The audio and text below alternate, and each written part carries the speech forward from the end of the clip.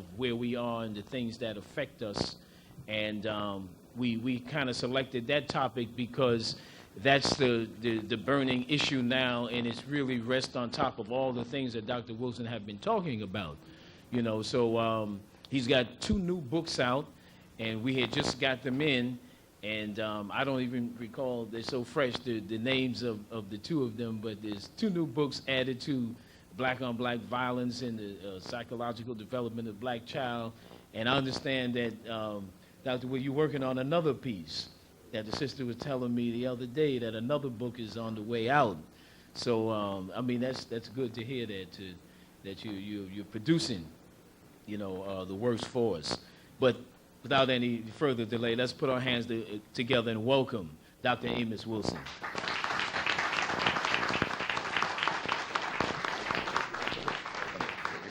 Thank you. Thank you very much. It's indeed a pleasure to be invited to spend this time again here with you today. I appreciate your coming out on a holiday like this and on a day like this. And of course, I want to wish all of the fathers and parents happy Father's Day. I want to also thank you for patronizing the publications that were mentioned, and I'm asking you to look forward to a number of others. The response to black-on-black violence has been very good, and I see the awakening the natural genius of black children has taken off very well. Those of you who are familiar with the developmental psychology of the black child will sort of see that awakening the natural genius of black children is a related publication. And it's not an accidental name, of course, because for those of you who read the developmental psychology of the black child, you certainly have recognized that our children have a natural genius. Our children have a natural head. You will note in that book, which is very short, there's less psychological jargon than black on black, so perhaps you'll have less of a time. It might help sometimes if you would read this one and go back, even though I do encourage you to stick with black on black, though. The outline there is if you give it a little time and meditate with it, you'll find that it's not difficult to crack, because essentially, as the title implies, what we're dealing here is how our people are motivated by white domination to destroy themselves. And so we're dealing here with the psychology of self-destruction as motivated and created by a ruling group. So I think what catches a lot of people is the approach.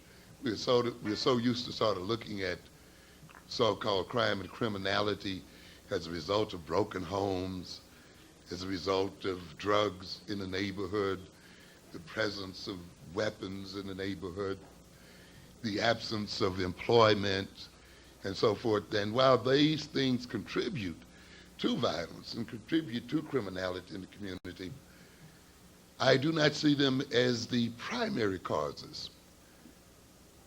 And to a good extent, you can take your hint from the fact that if these causes are trotted out in the media, that is, if it's standard talk in the media shows to talk about the black family as the cause of problems with our children, or unemployment as a chief cause of crime, or drugs, the very fact that the ruling establishment projects those explanations should make you suspicious, okay? Because the main function of their explanations is to deny their own role in the situation, and is to obscure the real and true causes. they will invariably talk about secondary causes, you see. The so-called broken black family, the so-called crisis in the black family is not a cause, it's an effect, you see. The presence of drugs and guns are also effects. The presence of unemployment is also an effect. Miseducation, also effect. And when you start looking at those as primary causes, you're going to almost invariably go wrong. Because all of these result from one major thing, and that is the fact that black men are still permitting white men to run this world. That's right. And that black men have not decided yet fully to bring an end to the rulership of this world by white men. And until that happens, you are going to get violence at various levels in the community. So black on black deals with that. Essentially, it is dealing with white on black violence, you see, and moved from that. And the psychology of it is that this violence is hidden often or denied. It also deals with the fact that the European man and the white man is the most criminal man the earth has ever seen. The most murderous group of people the world has ever known, who run this world based on terror, murder, and criminality. The interesting thing is, many people see them as symbols of sanity. And many of us want our children to be just like theirs. And all of this kind of thing. And that's interesting. It's a very interesting situation. And so we got to look at that psychology. And so to a great extent, we see here a system designed to create this image that goes directly against the obvious history of these people, where the victims themselves see their major goal as one of intermixing with these murderers, and see the highest point of their lives as that of living among these people. And so it gets a little complicated, but it's important that you understand this kind of system, because as I point out a little more clearly, I think, in understanding black male adolescent violence, you see, that the major point here is that these people try to hide that criminality. And the whole of the system is built around denial of criminality. And the major method then of denial of their criminality is projection, to accuse others of being criminal.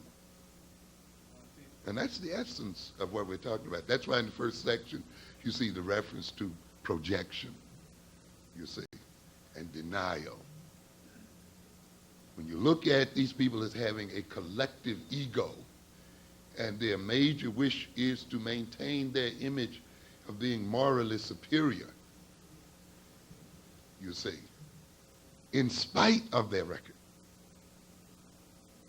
in spite of the fact that this is a criminal nation, this is a criminal government, this is one organized mafia unit called the United States, that this nation is founded on two major crimes: the rape and robbery and murder of the Native American and the theft of their lands, and of course upon the enslavement and death of our own people.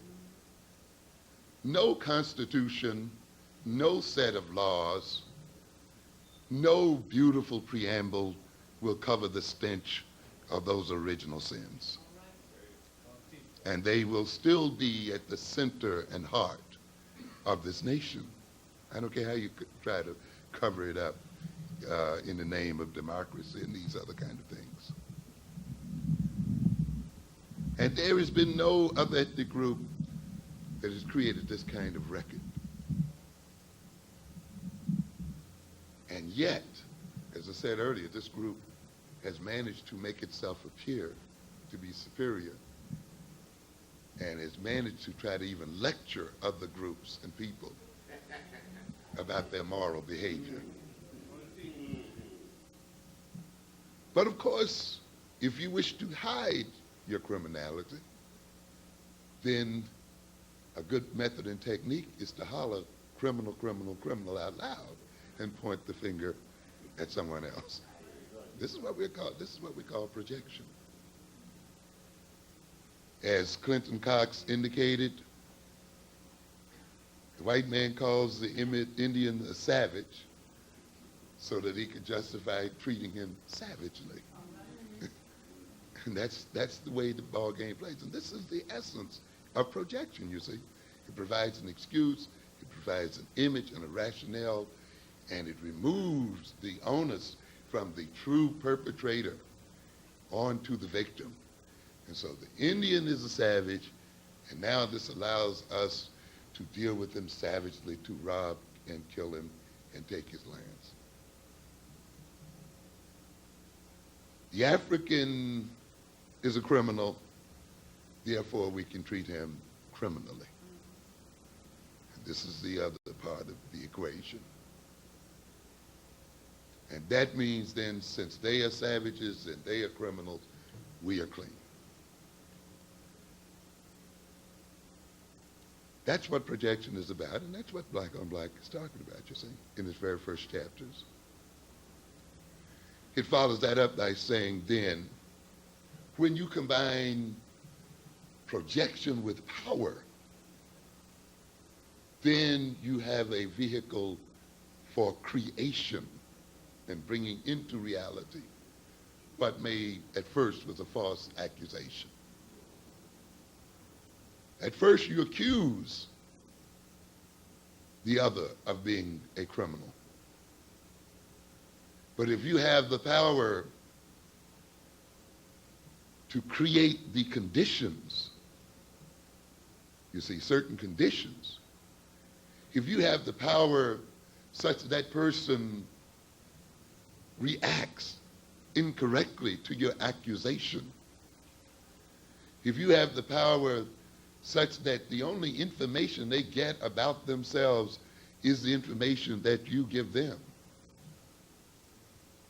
then projection becomes a creative process and actual criminality begins to occur. And this is, again, what we're getting at in Black on Black, you see. The creation, the accusation, the creation of the conditions, and now a certain segment of that population comes into reality, and now you run out to the jails and the prisons and you count noses. And then you start making statistical statements. You're only 15% of the population, but you're nearly 50% of the jails. We now are therefore justified in our original conception of you. You see? And this is in essence what we're talking about in Black on Black. The accusation process, the combining of accusation with power and creating of certain conditions, the reaction by those accused and projected on in such ways that some of them will engage in behavior that we label as criminal, and the use then of that behavior and the use of the results of that behavior to try to substantiate the original accusation itself. The other part of that book, of course, deals with the fact that all too often the victim being cut off from independent sources of information, the victim somehow coming to believe in the moral superiority of the one that dominates him, in the authority of the one that dominates him, often then internalizes the attitudes projected by his dominator. And he becomes possessed by those attitudes, because those attitudes take life in his body and in his mind, and he identifies with those attitudes. And in that sense, then, he begins to look at his fellow victims through the eyes of those that dominate him, and he becomes cut off from them and alienated from them, and sees them as the enemy, as the ones to be exploited, and therefore engages often in violence against his own people and violence against himself. So I think we have here a relatively straightforward and simple proposition. And I think if you hang in with Black on Black, and you'll be able to see what we're getting at there. To a good extent, what Sister Soldier is alluding to out here, of course, is premised in the very introduction of Black on Black violence. And there are references to it throughout. Why not victimize the victimizer? The very first introduction talks about the issue of powerlessness and what how powerlessness motivates often many of us to attack our own people. The very essence of what she's alluding to is the section where we deal with displaced aggression, where the source of the aggression and the cause of the aggression is not rooted out or attacked for a number of reasons. And the victim of that aggression, reacting with frustration and anger and confused about the source of his frustration and anger, or fearful to confront the sources of his frustration and anger, attacks fellow victims. And in a sense, he kills himself and kills his fellows because he has not yet made up his mind to kill white men. Black men will end their killing of each other the day they decide to kill white men. And I mean that metaphorically and, if necessarily, literally, on both levels. Otherwise, you will be displacing your aggression and attacking the wrong targets. And in that sense, you become an ally to your dominator. And you join in with him to destroy your own. We do have some upcoming publications. In the fall, we'll be doing Educating the Black Child for the Black Children, the African Children for the 21st Century. So we want you to look out for that. We are going to look at a rationale for an Afrocentric and African-centered education. We will explore it on a number of levels, not just in the sense of where a knowledge of African history and culture is missing from the curricula of this country and across the world, but look at it from the point of view of what is the ultimate purpose for an African-centered education. Where are we going with it? Recognizing the fact that the major purpose of education is not merely lifting the self-esteem of our young people and not merely getting them to read and to write better, those things. But the ultimate function of education is to protect the very biological survival of a people. And ultimately, the quality of education must be measured against its capacity to maintain a people's survival. Because learning to read and write well and learning skills and so forth is pointless if you cannot defend your very lives, if you cannot stay alive in the world.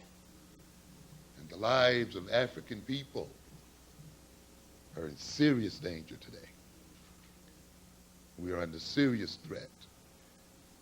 No amount of learning of skills, mathematical, computational, computer skills, engineering skills, and so forth, by themselves are going to guarantee this without a sense of nation and without an overarching purpose. And that purpose is that of liberation, independence, and the capacity to protect both once one gets them.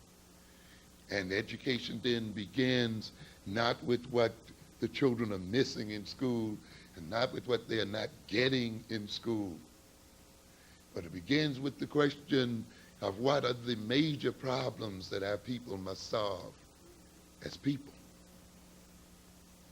you see. And then you follow it up with the question of what kind of people must we produce in order to solve these problems? What kind of institutions must be developed? What kind of social relations and ideologies must be developed in order for us to secure our biological survival and to secure our liberation, independence, and our capacity to protect all of these things? And you work from there, because it's these overarching problems and overarching issues that lays the basis and foundation for curriculum. You see, when you ask what kind of people, what kind of institutions, then you follow that up then about then what kind of learning experiences should our children and our people undergo in order that they can concretely develop these institutions and social relations. So it's not a matter of just learning efficiency and putting knowledge and skills in people's head. That knowledge, the knowledge and skills have to be correlated and coordinated with overall goals and purposes. And after you get through then looking at the kind of experiences, you want to match those up with the developmental psychology of your children, which, as you know, is not a psychology of other people's children. You see? And you've got to know that. You got to know that the maturation of our children differs significantly from that of white children. We know that the psychology of a people reflects their history and experience, and the history and experience of African people is not that of European people. And therefore the psychology cannot be that of those people, and therefore the psychology, which is the foundation of learning and teaching, cannot be the same as that of those people. And therefore it means we have to develop a new pedagogy, an approach to teaching and instruction that is in line with the psychology of our people and the psychology of our children. Not one that's borrowed, not one that's begged, but one that is developed, one that is organically and intrinsically related to our knowledge of ourselves and the knowledge of our history.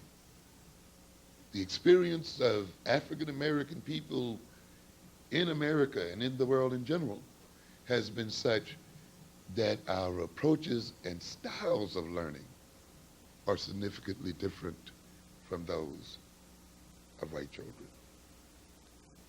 And therefore an African-centered education is not only then a theory that deals with the inclusion of content into the curriculum, But it is a theory, it involves, in its fullest extent, a theory of learning, as well as theories of teaching. And so we then hope in the fall, and we don't hope it will be present in the fall because we've completed the manuscript, we're just editing it. So we will have this available so that we can combine learning theory, teaching theory, with social political theory, ideology, and purpose. I will mention another current series that I'm working on, and that's our Power series that you'll be hearing about, a series of 10 lectures that we'll be doing in the fall, built around the issue of power and how to get it, how to keep it, and how to apply it in a very direct way. We're going to now look for a moment at the subject matter of our lecture, Revolt, Riot, or Revolt, an urban analysis. The subject matter is an interesting one and raises some interesting questions and implications. Riot or revolt? Sometimes you have to start off in analyzing things in terms of why the question itself. You see, sometimes we get off, and I see some of us on TV, we're so quick to try to answer the question, we don't question the question. Except, why are you asking? What difference is the answer going to make? And often the question implies options depending on the answer. What would be the response if I were to call the Los Angeles disturbances riots instead of revolts? See? It's an important question there. And in a sense, we're asking and making this question because we understand implicitly that when one sees it as a riot or sees it as revolt, it implies different kinds of responses, different kinds of approaches. Because even though riot and revolt are not as cleanly delineated or defined as we would like to think, they do, and they overlap a great deal. They do also have some differences in implication that become important, because often people see in its essence, a riot as being fundamentally irrational, fundamentally having little or no real rational purpose, an expression of rage, frenzy, as indicative of people who have lost self-control and self-direction, as indicative of some type of psychological contagion where people lose their ethical and moral values and are swept away by the emotions of the moment, or by rumor, or by agitators who happen to take advantage of their lack of self-control, and who become, for the moment perhaps, their egos and direct them in various ways. Often the word riot implies, to a certain degree, in certain circumstances, a shifting leadership or an absence of leadership, or what we might call plural leadership, where you have a number of power centers and people and groups are kind of just moving off on their own for their own reasons, except that the only thing they have in common is a will to destroy and to be violent. Revolt, even though a riot can be a form of revolt, but revolt sort of implies a renunciation of allegiance to authority, a refusal to go along anymore, whereas one went along in the past, as a statement about the legitimacy of authority. A revolt is a form of accusation that one lays against authority. It's a form of condemnation, accusing those in authority of breach of contract, of violation of the social contract, moving beyond an understood mandate. A revolt is an act of refusal. And it is not only, though, a form of negation where one refuses, but also in another way, an act of affirmation by the person who's refusing, or by the people who are defying authority, who it means that they are often making a statement about themselves and about their humanity. And they're making statements about morality and about the fact that they perceive the authorities as having engaged in immoral and unwarranted behavior. So in that regard, it becomes important to distinguish between the two, even though there is a question as whether these distinctions will make much of a difference after all. Because from the point of view of those in authority, the tendency will be to call a revolt a riot. Because you see, for the authorities to admit that it's a revolt, to a degree implies that they must begin to question the legitimacy of their authority. They must begin to examine whether they have actually breached a contract.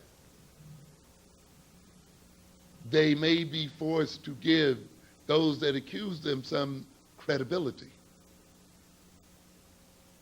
And they may be forced to face the possibility that the revolt is justified on a number of bases.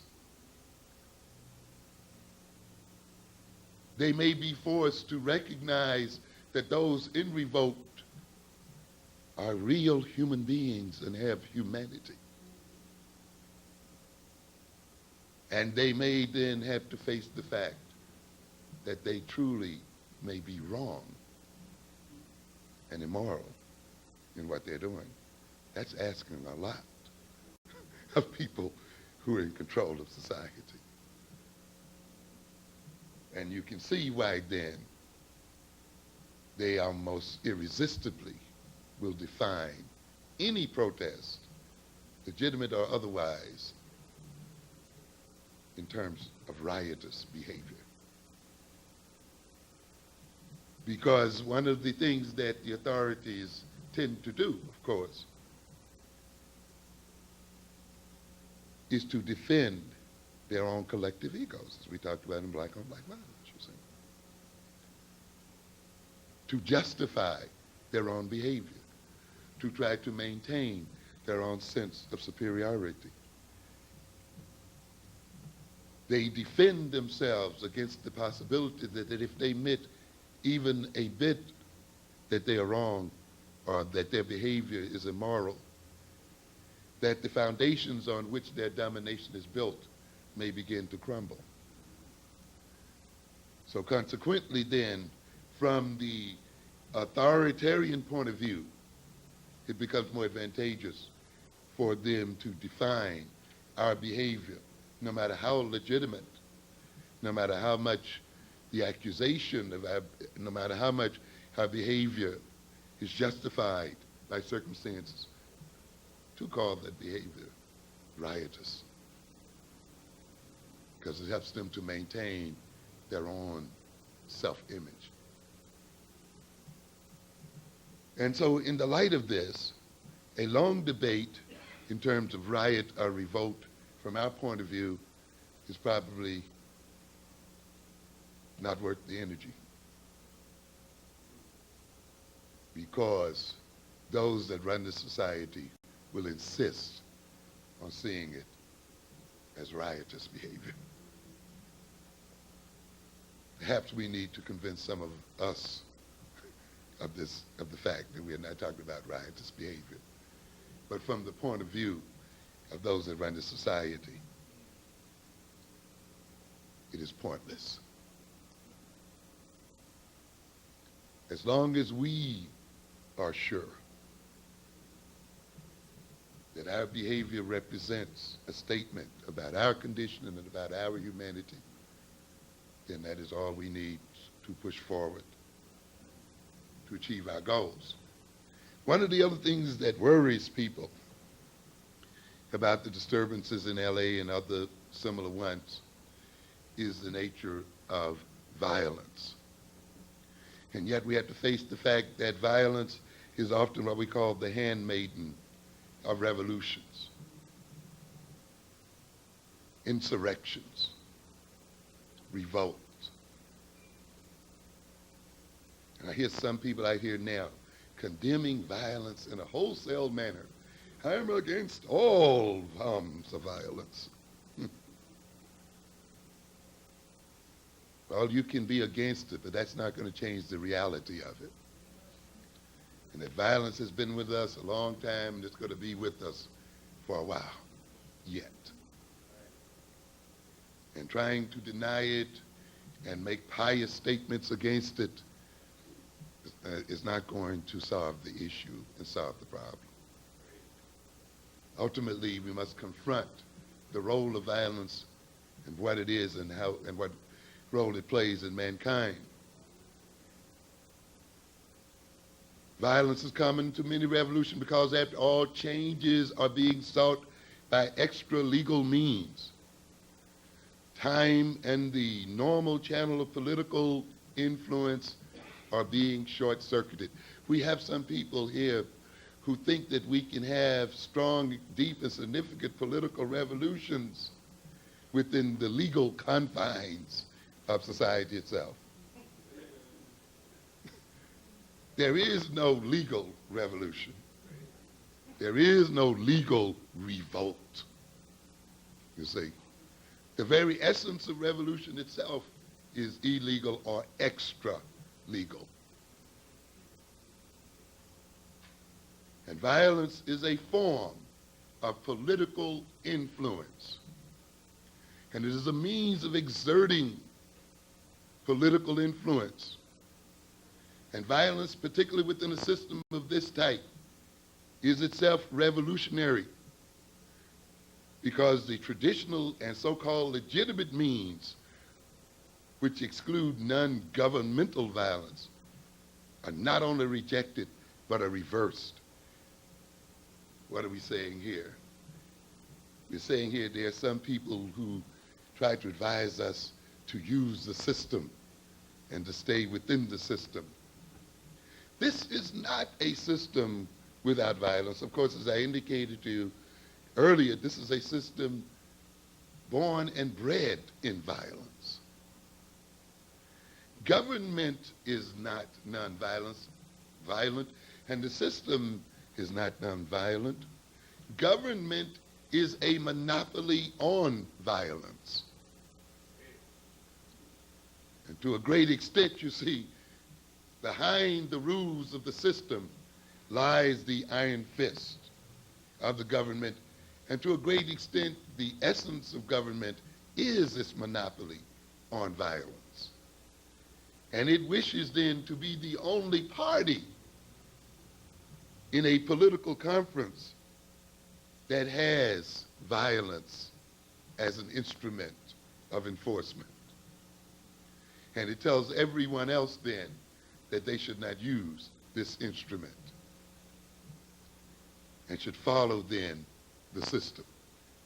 But of course the issue becomes what happens if the system does not work? And what happens if the traditional rules do not work? And one of the things we have to keep in mind, of course, is that when you have power, that power confers upon you the capacity to create rules in such a way that the power is not challenged, as long as people follow the rules. As a matter of fact, one of the first things you want to do is to establish rules such that the power of the authority in the government cannot be challenged through following them. And that means then that the government can even use its own rules as instruments of terror and instruments of violence, as instruments of maintaining oppression. And yet it seeks to deny its own population the instruments it uses to crush that population, to defend itself against being crushed and against the hostility of government. Therefore, when the people use violence, they are engaging in an act of revolt and in a revolutionary act in that they are stepping outside of the rules and confronting the government and confronting authorities with extra legal, illegal means of bringing about change and of influencing that government itself. Mob violence, though it may not be the result of deliberate thought, though it may not appear to be so, the vehicle for the promulgation of ideologically based revolutionary programs, and may be in part the momentary, seemingly trivial decision, may seem to be influenced by momentary, seemingly trivial decisions made by any number of individuals in an environment of chaos and disorganization, may nevertheless forecast revolution. So even if you call the disturbance in LA and other cities riots, does not mean that these do not, on some level, forecast revolutionary change. Of course, they may be indicative of a revolution which is already occurring. Or finally, they may indicate the need for revolution. Therefore, we have to look at them no matter how disorderly they may appear, no matter how self-destructive they may appear, no matter how superficially irrational they may appear to be, they still can be indicators of the state of the nation and be indicators of needs in societies that must be met. As a means of exerting political influence or as a reaction to provocative political and economic circumstances, violence is a form of terror. People are horrified by so-called riotous behavior or revolts and the violence that attends them. But terror is not without purpose and not without place. As terror, it emanates an atmosphere of fear and despair. Fear and despair, generally accompanied by seemingly senseless and wanton threats to life and property, carried out in ways that appear to be lawless or normless, behavior that is not motivated and carried out in terms of definite mores and values. However, we should be reminded where legitimated and traditionally nonviolent means of influence in government, of righting perceived and real injustices, of satisfying grievances and complaints by aggrieved parties, are of no avail, or where government has failed to keep its mandates and actually has expressed hostility toward its subjects or an important segment of its subject population. In this instance, then, the habits of obedience may be dissolved and terror in the form of violence instigated. Those of you who have reviewed Rousseau, for instance, or other writers, recognize the fact that the people in a nation do not exist merely to be ruled and merely to be controlled by government or merely to have rules and laws imposed upon them. The government ultimately is a creation of the people. And the government enters into a contractual relationship with the people. And at the foundation of the relationship between a people and its government is that of reciprocity, that of give and take, that we permit the government certain powers and certain liberties and prerogatives in return for certain services that it will provide to the people. It is not there to rule and dominate the people, but to serve the people. And as long as it then is meeting the demands of its mandate, we then will obey its demands. But when government violates the reciprocity, when government does not hold up its end of the contract, then people begin to question whether they are any longer obligated to obey its rulings and to pledge allegiance to that government. And this is the thing that we face today in this country. Under such circumstances, terror becomes the last resort, the logically natural instrument of influence because of its wholesale effectiveness. Where else can you go? What else can you do? What else can you do after going to the Supreme Court and being turned down? After marching day after day, time after time, after trying to get civil rights laws passed and other kinds of laws passed, going to the Democratic conventions, going to the Republican conventions, writing the state of Black America year after year, and rewriting the same story over and over again.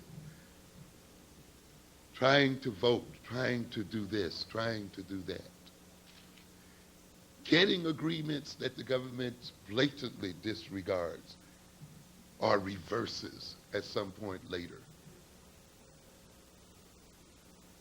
What else is left? What happens when government no longer listens and no longer hears the cries and the pleas of its people? How then can you get them to hear? This is ultimately implicitly or explicitly what a people who engage in revolt. This is the question that they ask themselves. And therefore, a revolt, even though it may not be conscious, has an unconscious rationality about it. And it is of great value. When I talk about power this fall, I will talk about the fact, as I will mention here later, that social disruption are weak people's mightiest weapon against the government. And in no way should they be dissuaded to not use it when necessary. Quoting from The Politics of Violence and Revolution in the Modern World, Leiden and Smith, terror is an atmosphere of despair What value can such an atmosphere have, some people will ask? The answer lies for both those who agitate and those who defend in the effects that this atmosphere has on the mass and on the elite. Effects not readily attainable by ordinary means of persuasion or coercion. There are things that cannot be accomplished within the system by the rules of the system. Only by some extraordinary, extra-legal, extra-normal process can they be effectuated. The creation of an attitude of despair breaks down the resistance of those who need to be persuaded. They are to be so shocked and numbed, so weakened and demoralized, so pessimistic of hope that they become amenable to anything that promises release from tension. That's why we bring in violence in the process, because it gets results, and it gets them fast, and it creates a major impression on people.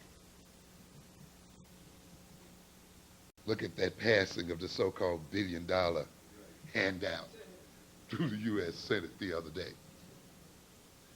And look at the certain concern with the cities of this country, a concern that was not there prior to violence. A concern that was not there, as I said earlier, with volume upon volume of the states of Black America. A concern that was not there as a result of Jesse Jackson running one campaign after another to bring those concerns before the American public and before the American government. Concerns that were not there as a result of marches and rallies and protests and all of the other acceptable and traditional approaches that we have used in this society. A president who was known for his vetoing of anything that had to do with the uplift of African people in America. Now his attention is focused for a moment. If he does not want violence to become a way of life for our getting his attention, then he should not wait to reward violence with his attention. The creation then of an atmosphere of despair speaks both to those in power and those out of power. The ultimate and the most potent political economic weapons of the poor and the weak are social disruption. No business as usual. Violent, both violent and nonviolent, and terroristic violence. Generally, the use of these weapons are utilized by the desperate, by those whose hopes and expectations have been inexplicably or shamefully dashed, those to whom reasonable and just promises have been made but have been revoked, reneged on, or broken without apparent good reasons or for apparently malicious reasons. This is why even at the time when a group of people appear to be improving, as some would remind us, now we have this big black middle class growing, and there is, things are much better than other times. You are now engaging in this behavior. However, there are still promises which have remained unkept. There are still contracts being violated. And there's still the malicious movement of those in government against our people. And there's still the reversals of these so-called gains perpetrated by those in power. In such situation, the commitment to mob insurrectionary, violent, reactionary activities seem to reflect natural and inevitable responses.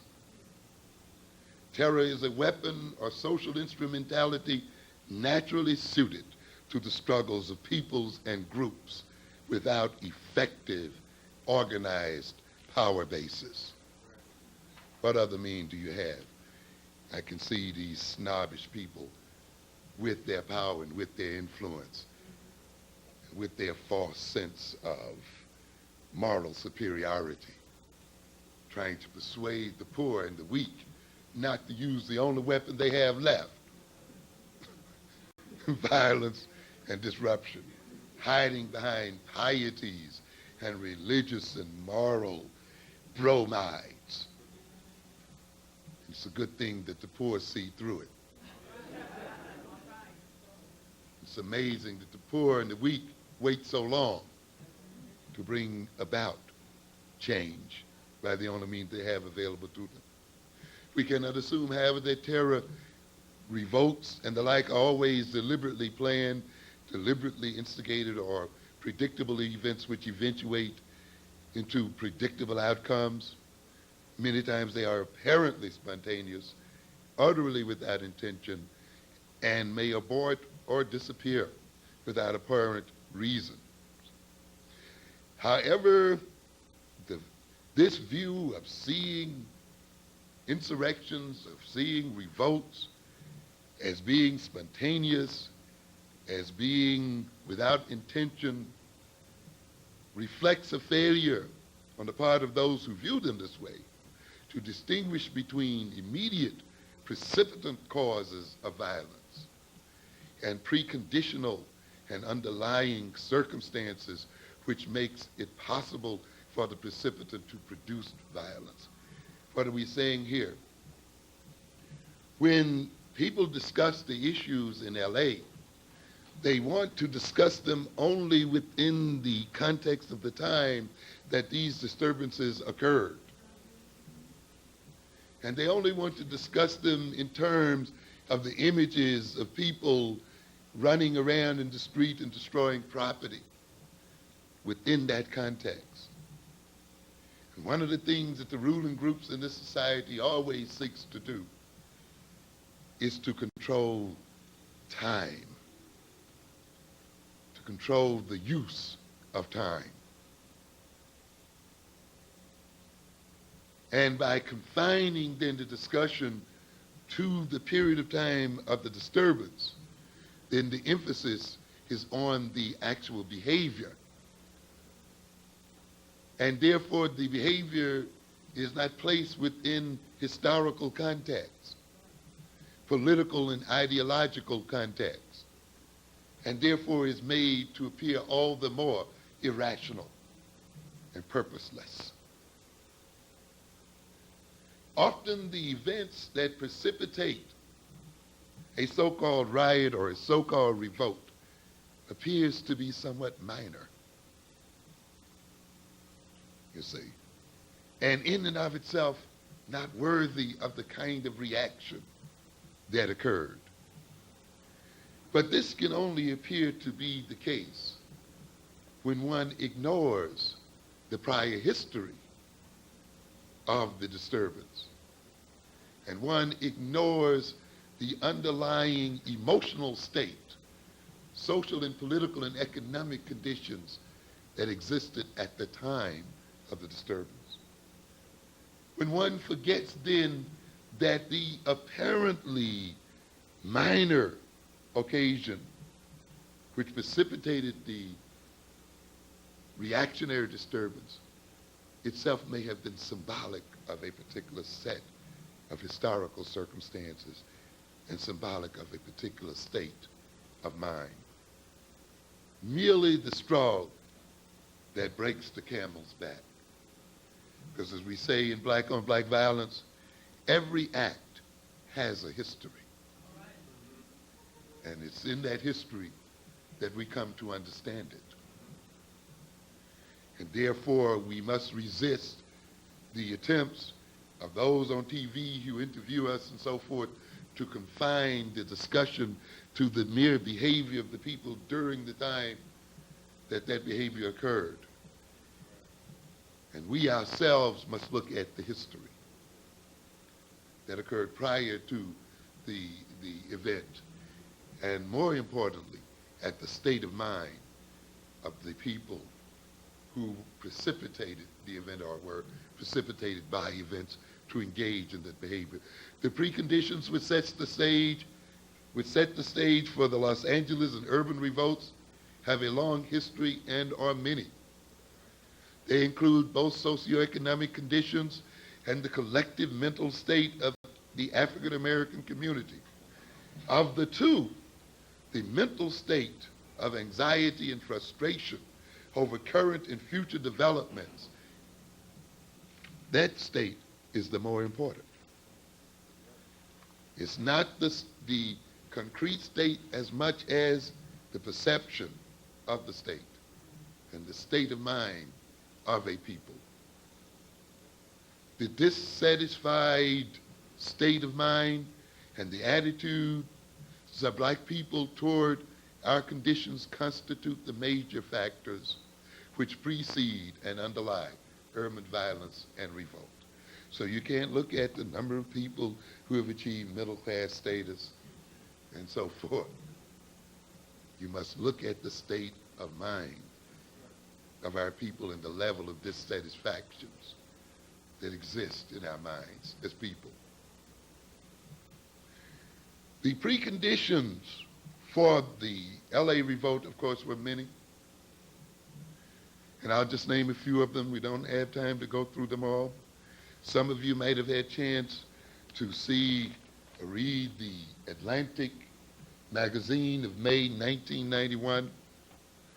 And you see here, of course, the issue of race was its cover story.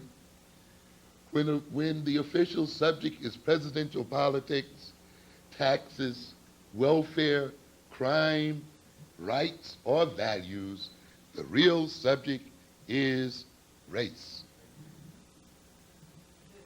We have old quail who can't tell the difference between potato and potato, talking about traditional values. Another coded word for race, implying that black folk have no values, implying somehow that black mothers and fathers actually tell their children to go out and commit crime. Son, when I want you to grow up, I want you to be the biggest crack dealer on the block. That would just make me so happy. Be a criminal. Drop out of school. You know, what is this man talking about? What is he implying when he tries to imply that there's an absence of so-called values in the black community? Be very suspicious, by the way, of these people who talk about values anyway. We have to ask them, what kind of values did they have to make them rob and steal and destroy the Indians and the enslavement of black people? As I often said about Jimmy Swaggart when he used to talk about that old-time religion, he used to march across that stage with that Bible pumping up and down. Yes, talking about the religion of his great-grandpas and how he wanted that religion brought back. Of course, I have to remind my people, you really don't want that religion brought back. Because at the time they had that religion, they were hanging and lynching black people and enslaving black people. So I definitely don't want that old-time religion. And I'm a little weary about those traditional values he's talking about, too. Because those are apparently the values that underlie the racism of this nation and that rationalizes white supremacy and that somehow lays the ideological foundations for the mistreatment of African people in America. I am not concerned then about the restoration of their so-called traditional values, but the creation of new values. In this book and in this magazine by Thomas Byrne et al.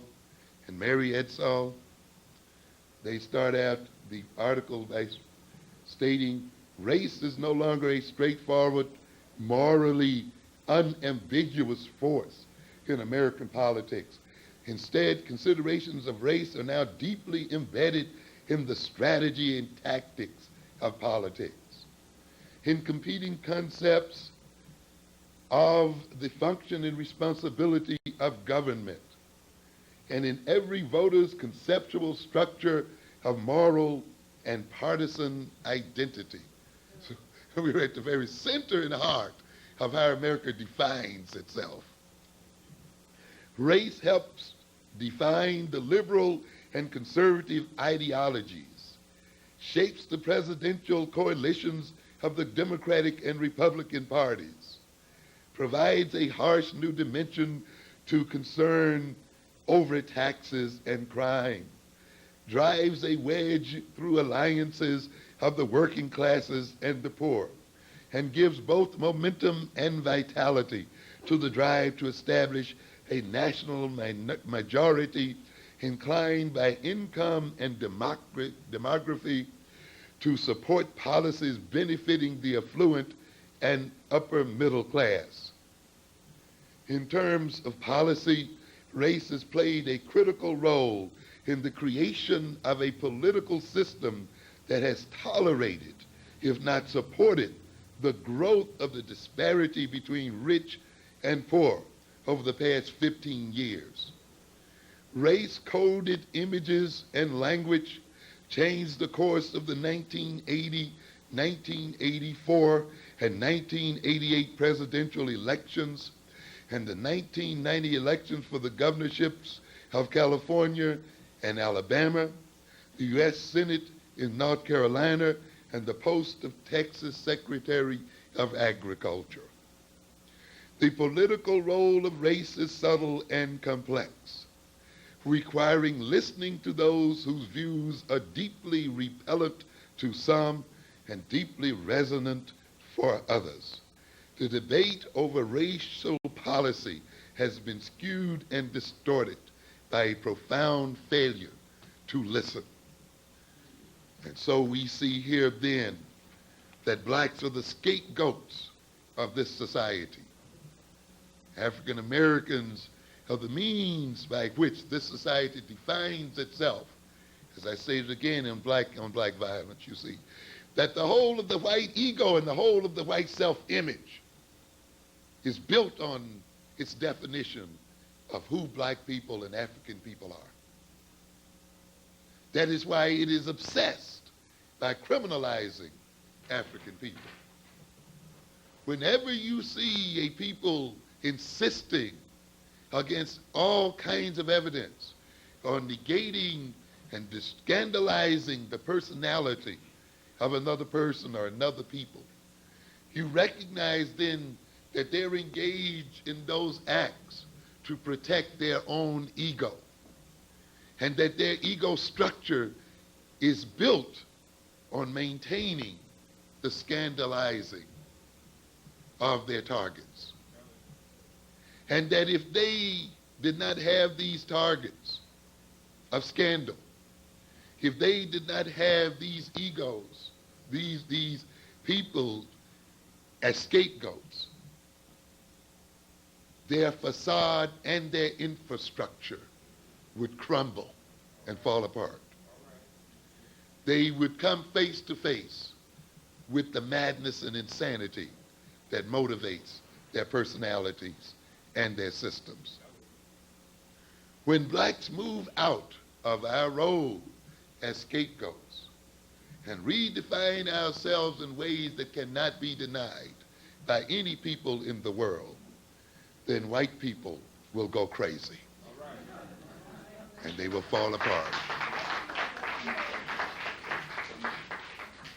And we said in Black on Black then that the so-called criminality of black people is an economic and political necessity for maintaining this system. It is not merely an accusation flowing from racial prejudice, nor merely accusation flowing from racial hatred, as hatred has little to do with it. It is necessary to the very foundations of the system itself. That's why at the center of it, even in the current politics of today, you will see African people And how will you deal with African people as a determining factor in terms of who will get elected and who will be given power in this society. It determines who will be called liberal and who will be called conservative. It determines then the support that they will win in this system or will not win. And we have a situation here then where the Democratic Party, in the dastardly behavior of Clinton, is trying to change the perception that the white electorate has of it so that it can gain power by disrespecting black people and by creating bogus issues. And again, it has come to recognize, as is made very clear in this article, which basically lays out a program for the Democratic Party for achieving power in America by saying you got to learn somehow to disentangle yourself from these black folk. Because in an analysis that you sponsored, a polling firm that you hired found the following. These white Democratic defectors, talking about those, what you call the Reagan Democrats, express a profound distaste for blacks, a sentiment that pervades almost everything they think about government and politics.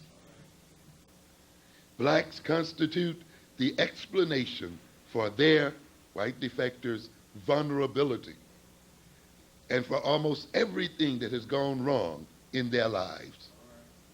Not being black is what constitutes being middle class. Not living with blacks is what makes a neighborhood a decent place to live. These sentiments have important implications for Democrats, as virtually all progressive symbols and themes have been redefined in racial and pejorative terms.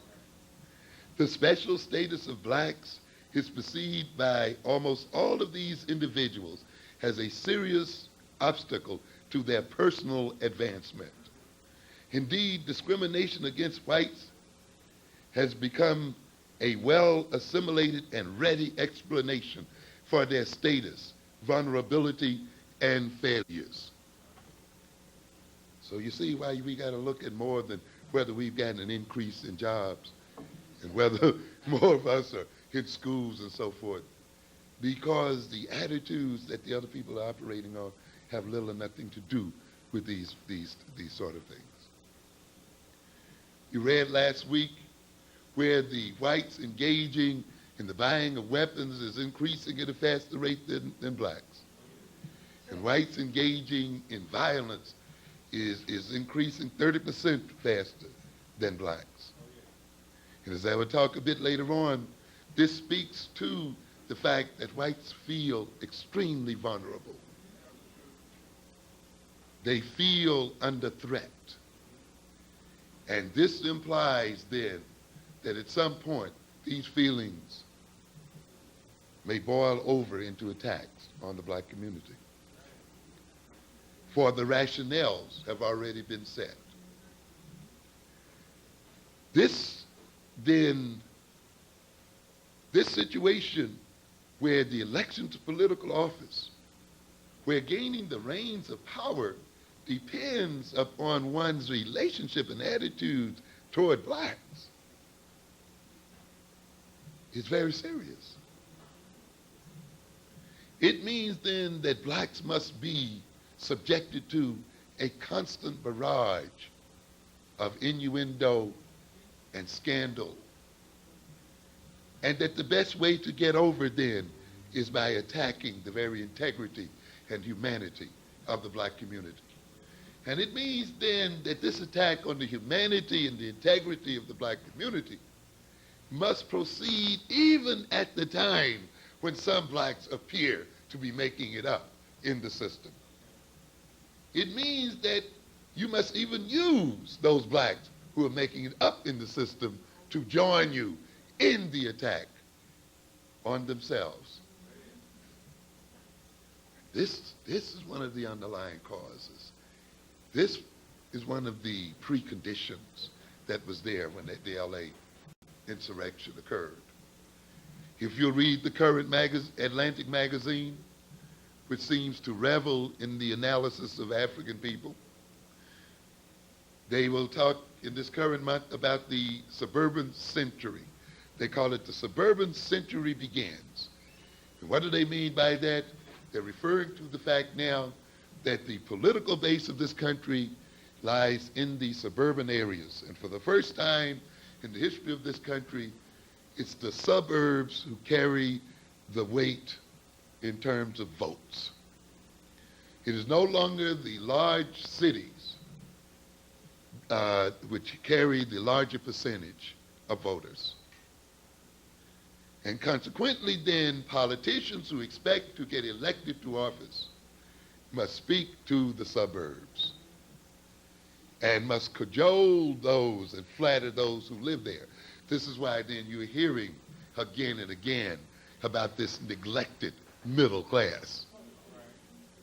You see, and programs that concern themselves with rehabilitating and restoring the middle class. Another code for we are going to ignore these blacks whom we have locked into these inner cities. And we are not now going to propose any kind of programs for them. We are now going to propose that you're the ones that are in trouble. And we now are going to rescue you from your troubles. You'll look in many of the publications today talking about edge cities. New cities created principally by whites that ring the inner cities. Cities that now, whose governments are almost under direct control of these white suburbanites. Cities then that have influence in state governments in such a way that they can prevent taxation schemes that are meant to rescue the inner cities, that are meant to change the direction of the miseducation of our children, that are meant to relieve the problems of the inner cities. We have a situation then where whites have organized themselves in such a way that a politician who even talks about the rescue of the cities is literally damned for state office or for higher office. And now you see Clinton and other groups speaking to this suburban fringe. Is this fringe suffering? They tend to think that the black community implicitly or explicitly is not aware of what is going on. Let's look at some of these things, some of these preconditions. By 1991, the federal government's largest housing subsidy program was providing an average of $3,000 a year for each of 6 million wealthiest households in America, while offering nothing to the 36 million Americans in poverty. Only 1 of every 8 federal benefit dollars actually reaches Americans in poverty. There has been a wholesale rape and robbery of the poor and weak in this country. And yet this is the class that is supposedly now being rescued and is now supposedly being ministered into by those who run for office. From 1980 to 1991, in constant dollars, the average federal benefit received by households with incomes under $10,000 declined by 7%. An actual decrease in benefits from the government, but yet we get a lying and deceptive image that because of the fiscal difficulties in this country are those people on welfare, of the burden placed upon the government and upon the treasury by the poor people and by inner city people. And yet these people earning under $10,000 have actually had their monies taken away and not added on to, while the rich and while the middle class have actually fed at the government troughs. On average, Households with incomes under $10,000 collected a total of $5,690 in benefits. On average, households with incomes over $100,000 collected $9,280 from the government. In other words, those making over $100,000 collect nearly twice as much from the government as those earning under 10. You see, you'll hear whites in making these discussions and talking about the state of this country and talking about the debt that this country is suffering from. And you can hear them talk about the deficit and the threat that this deficit holds for the health of this nation. And I want to warn you that this nation is in a very precarious state of circumstances. And the precariousness of its state will be made clear after the elections. But if you listen carefully, you can already feel the panic over the concerns of the economic state of this country. They are in such a panic that they know they have to reduce the deficit of this nation if it is to survive and if it is going to be socially viable. In my series on power, I talk about one of the causes of black-on-black violence, other than the psychology that I referred to earlier, other than the social relations, has to do with the economic state of the black community. I try to emphasize that it's very important from a conceptual point of view to think in terms of a nation within a nation when it comes to analyzing black problems. I am not advocating that you buy the concept that we should have a nation within a nation. So don't give me a knee-jerk reaction right on it.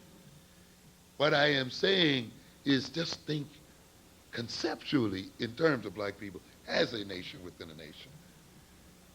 I think when you use this concept, it will help you to see some things that perhaps you cannot see through the use of other concepts, such as individualism and the other stuff that people lay on you. When you look at the black community and the African American community in this country as a nation within a nation, it becomes almost immediately apparent as to why there's so much violence and social disorganization in the black community. I often use the Chinese Opium Wars to illustrate what I'm talking about, of how the British, in entering trade with the Chinese, were buying all of their tea from China, and China was buying nothing from the British. The British had nothing the Chinese wanted. And yet the British wanted that tea. They were hooked on a tea habit. And the Chinese demanded only silver and gold from the British. And that meant over time that the British balance of payments became unbalanced because their silver and gold was flowing into China, but no earnings were coming back from the Chinese, and they were facing a dilemma. They recognized that this situation could not continue, or else they could not maintain their social institutions and they could not maintain social order in their society, and that their government could not maintain legitimacy, and the people at some point would rise up against it in revolt and refuse to follow its dictates and refuse to pledge allegiance to it and destroy it. Because this is what happens to nations when they have negative flows of wealth. Because it takes wealth to maintain order. It takes wealth to maintain institutions. It takes wealth to maintain employment system. It takes wealth to create jobs. It takes wealth to educate children and so forth. And when that wealth is flowing out into the hands of other people, these institutions collapse. The discipline of the people collapse. The obedience and the habits of obedience collapse, and chaos begins to reign. And the only way governments can maintain power then under those circumstances is often to use martial law and strong martial means of maintaining population control. And that has serious limitations. And the British then recognized that we had to change this situation, or else our very society will be destroyed. And what did they do then? They hooked the Chinese into an opium habit and addicted the Chinese, and then demanded of the Chinese, once they got hooked, now you pay us for your opium in silver and gold. And that habit got to such a level that the balance was reversed, and the flow went out of China to England. And when the Chinese tried to stop it, the English government, the old pusher that it is, yes, a government based on drugs. The Queen, the greatest drug pusher the world has ever known, went in like any gangster on these streets out here to protect their monopoly to sell drugs to the Chinese, and engaged in 2 wars to maintain the drug market that they had established. And yet you try to sit here and listen to these jokers with their moral pieties try to talk to us. Nation built upon the selling of drugs, and the government coming in defense of the selling of drugs. But my point here is, of course, what happens when you get trade imbalances. And the Chinese recognize, if we don't stop this stuff, our wealth is going to flow out to such a degree until we then will suffer social collapse.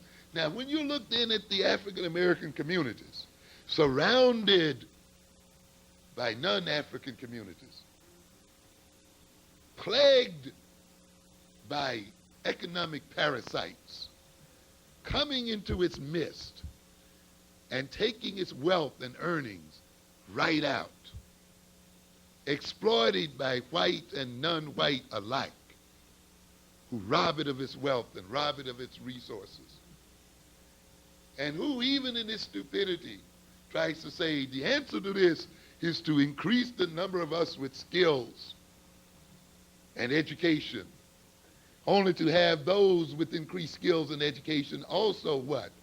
Shipped out, so that they can solve other people's problems and spend their earnings in other people's markets, and therefore can't return neither their skills nor their wealth back to the original community.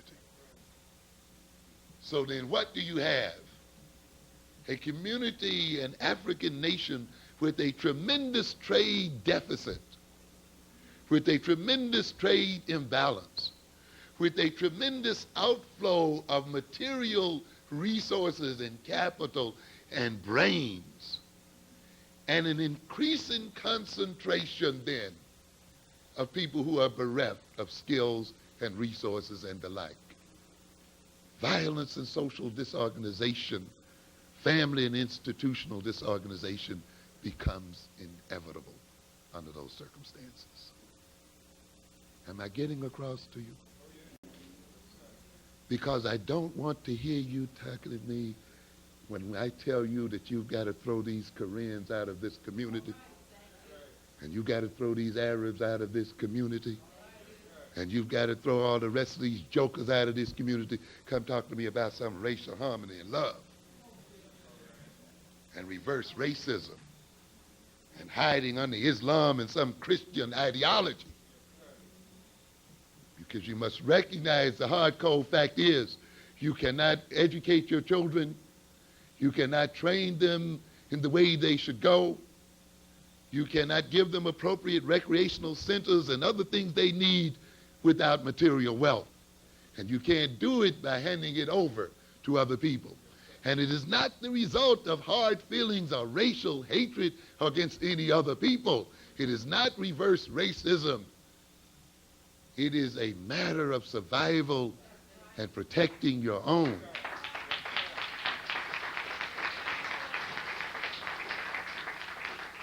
I do not want to hear any pompous discussions about values and pompous discussion about how parents should teach their children values. Anybody who's lived in the ghettos as long as I have knows that you can teach values day in and day out and still lose your children. Because we live in a world and in a context where we are not the only one that raise our children. We're not the only ones that influence our children. The middle class isn't better at raising children, and it isn't better at projecting values. It is only better at buying neighborhoods. Because when you buy your house, you buy your neighborhood. You buy your school. You buy a set of neighbors. And you buy a social and political context. That is not just the buying of a house. You buy a totality. And you buy a totality that supports your values. Values are little or no account when they are not reinforced by a social system and rewarded by concrete outcomes. How long can one hold on to a value when one is starved with holding on to that value? When one is punished and rejected, even when one demonstrates that one has held on to that value? When then we demand that our children exhibit certain values, then we should be in the position to reward their exhibition of those values. Or else we will look as hypocrites and fools. And we will give them empty and pious sayings that in the long run work against their interests and not for their interests. Half, or at least 400 billion of all entitlements went to households with incomes over $30,000. You hear what I'm saying? $400 billion went to people who earned over $30,000. Talk about your pride, your individual pride and your individual drive, and how you got your little house as a result of individual drive, even though you ran down to the Federal Housing Authority to back your mortgage and to back your down payments. Even though you have engaged the federal government to insure your mortgages. And you're going to talk about how independent you were in getting your house. How can the poor then go to the federal government and get it to insure their rent and pay out rent and other costs? Now, you got a government behind you even when you think you're buying that house all by yourself. Even when you think you've scraped and saved and put that down payment on it. When you sit up there and deduct those credits, who do you think stands in and pays the tax? You don't pay. When you write so proudly the deductions that you deserve as a homeowner. When those of us who pay rent and other things cannot make the same claims. Do you think that you are being independent? No, you are not. You are feeding from the federal trough. And you are feeding at the rate of billions from the federal trough. And therefore those, one half of all of those entitlements, $400 billion went to households, 30,000 and above.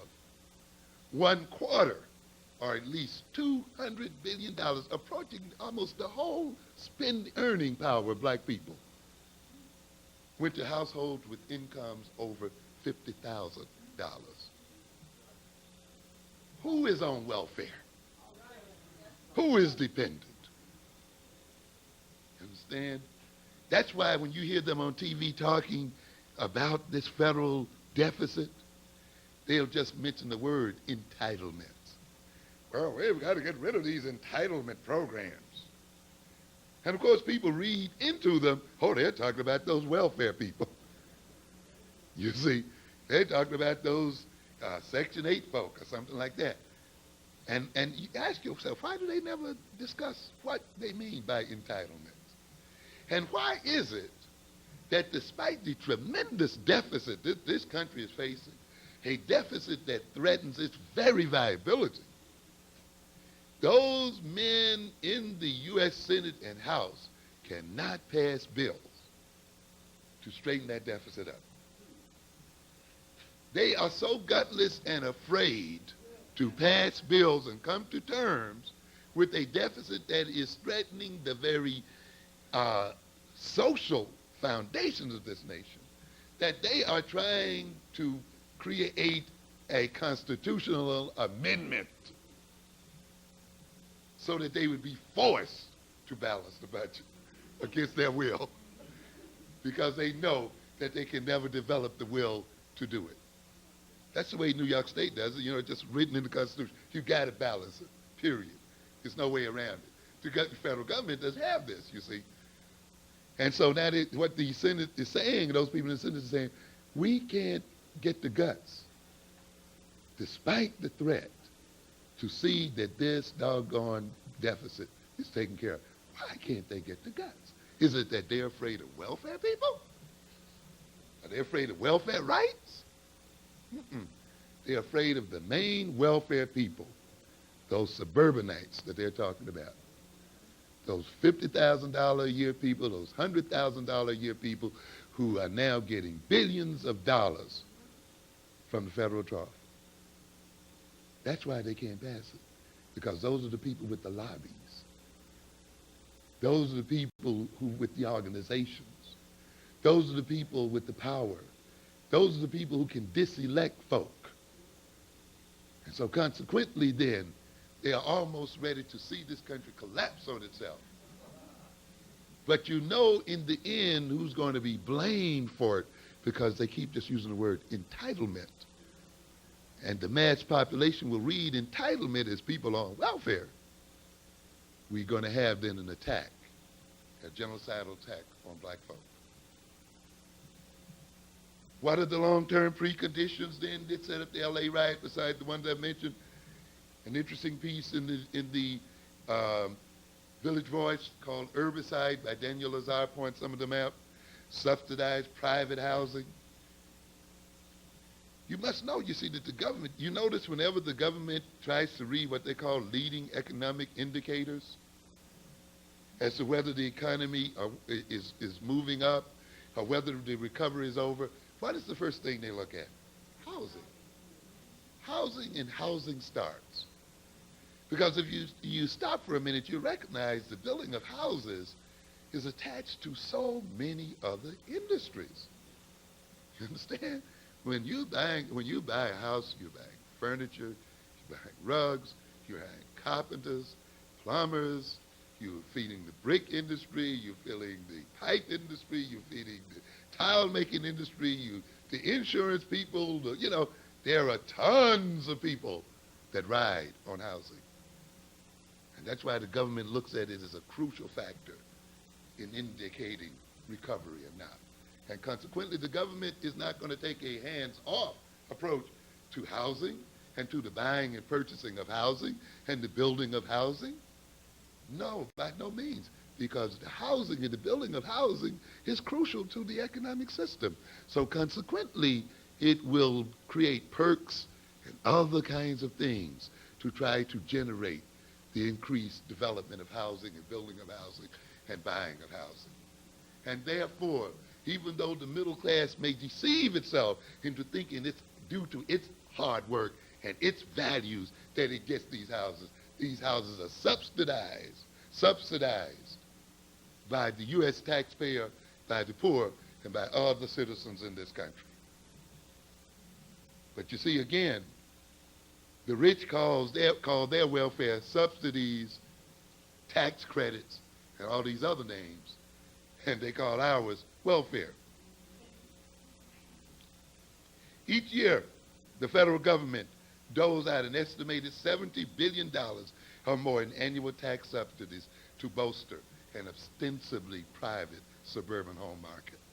By comparison, the federal government allocated just $1.8 billion last year for public housing and $150 million for subsidizing programs for the homeless. 150 million compared to what? To billions, 70 billions, subsidizing suburban housing. 150 million for the homeless, 1.8 billion for public housing. The racist backlash engendered by the black migration wave of the 1930s, 40s, and 50s vastly accelerated a process already underway, that is urban decline. The whites were getting out. And that's what has happened. Whites have just left the cities, mainly to get away from blacks. But this was not done innocently. This was assisted by the government itself.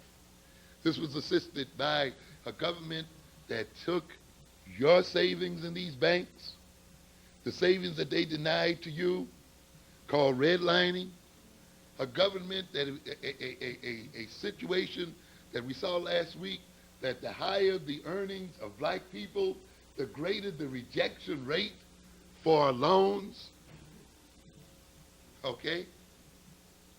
A system that takes the billions of dollars earned by black folk, and I haven't even talked about created by black folk.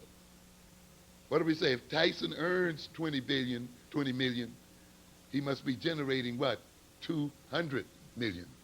Where's the other 180 million going? Why aren't black people getting that? If Michael Jackson earns so many millions of dollars, then he must be creating what? A billion.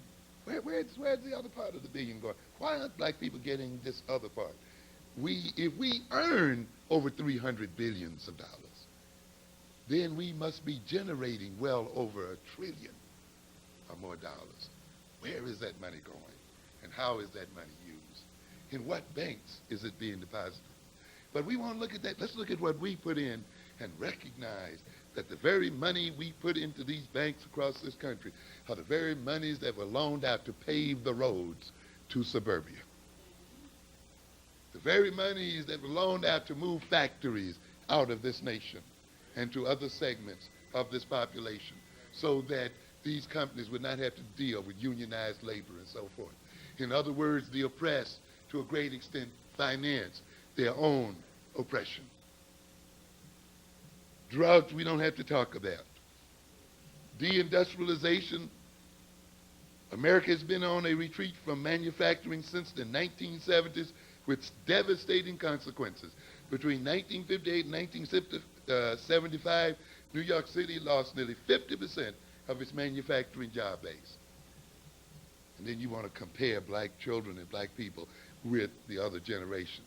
When the other generation, when they dropped out of school in the 8th grade or the 6th grade, could walk into a plant, could walk into some kind of industry and get a decent paying job. And now that net has been swept completely out from under black people. Nearly 50% of manufacturing jobs went out between 58 and 75. Under the Koch administration, they lost an additional 37%. The thing about this deindustrialization is that it is deliberate. It was not accidental. It was deliberately and consciously planned.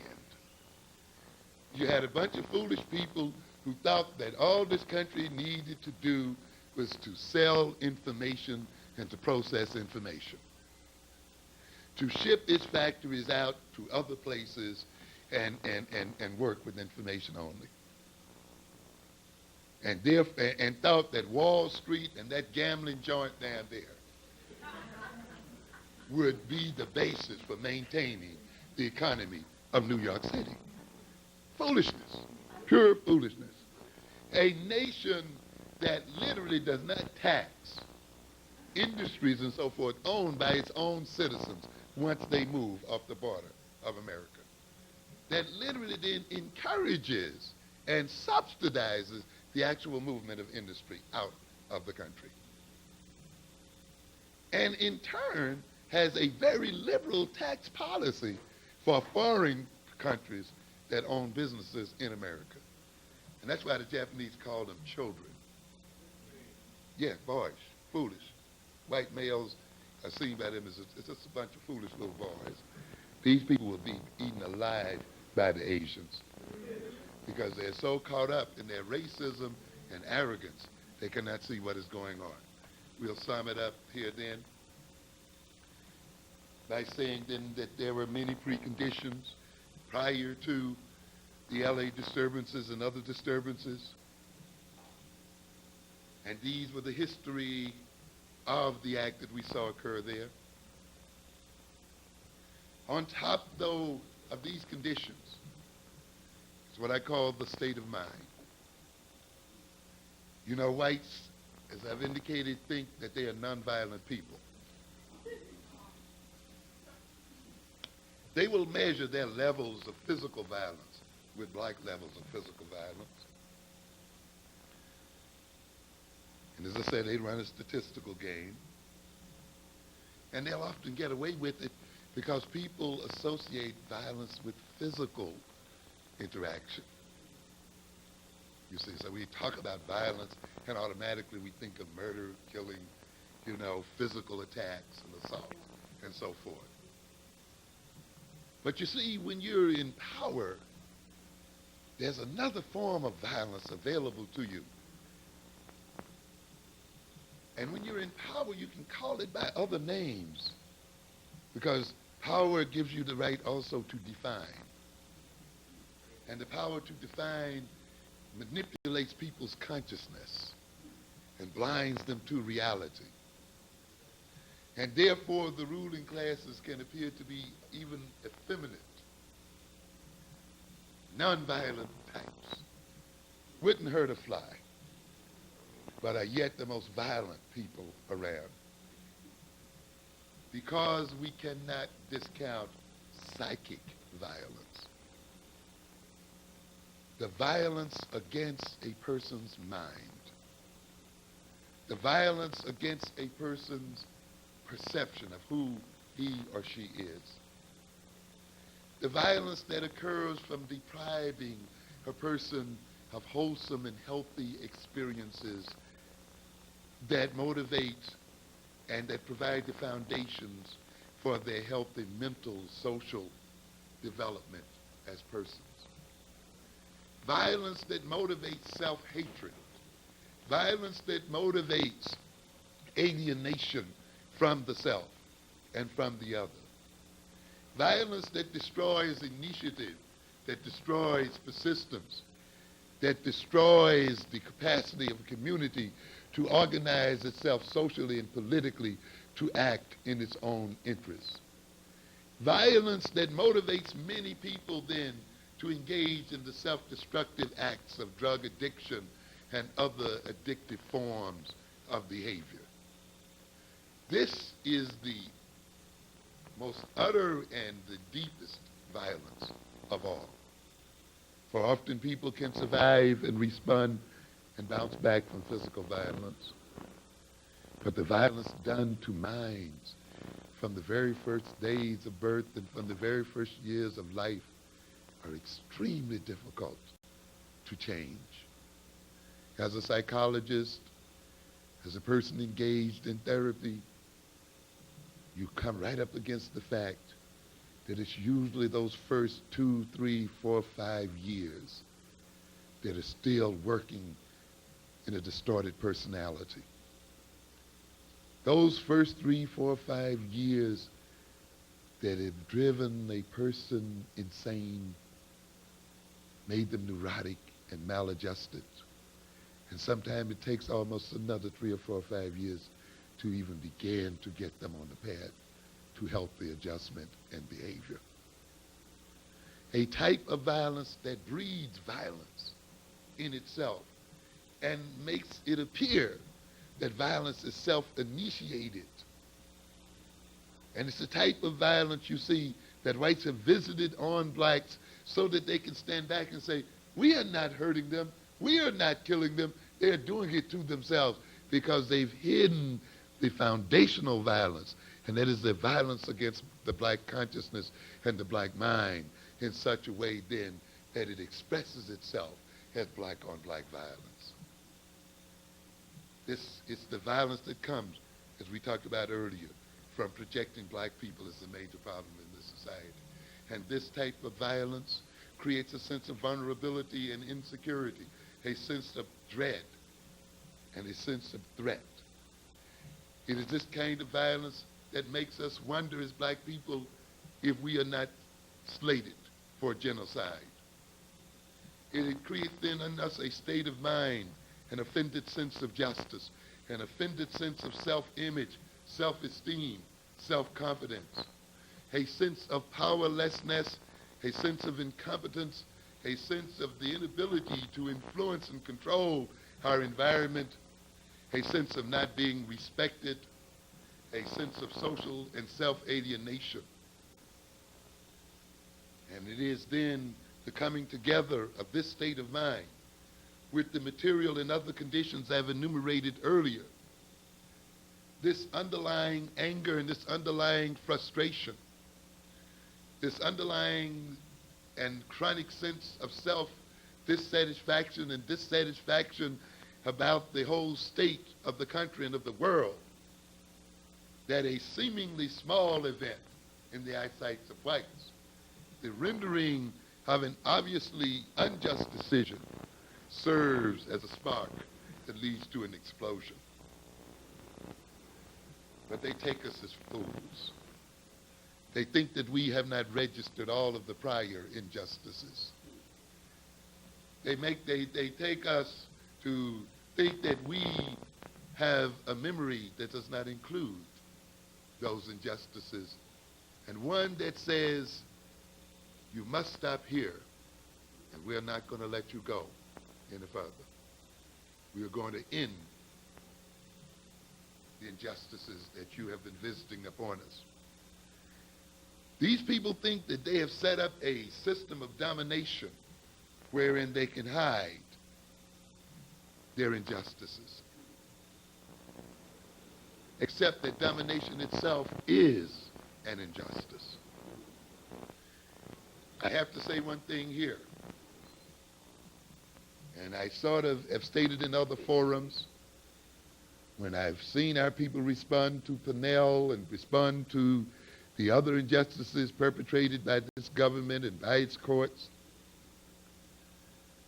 that we can march around these courthouses from now until doomsday. Ultimately, that is not going to change anything.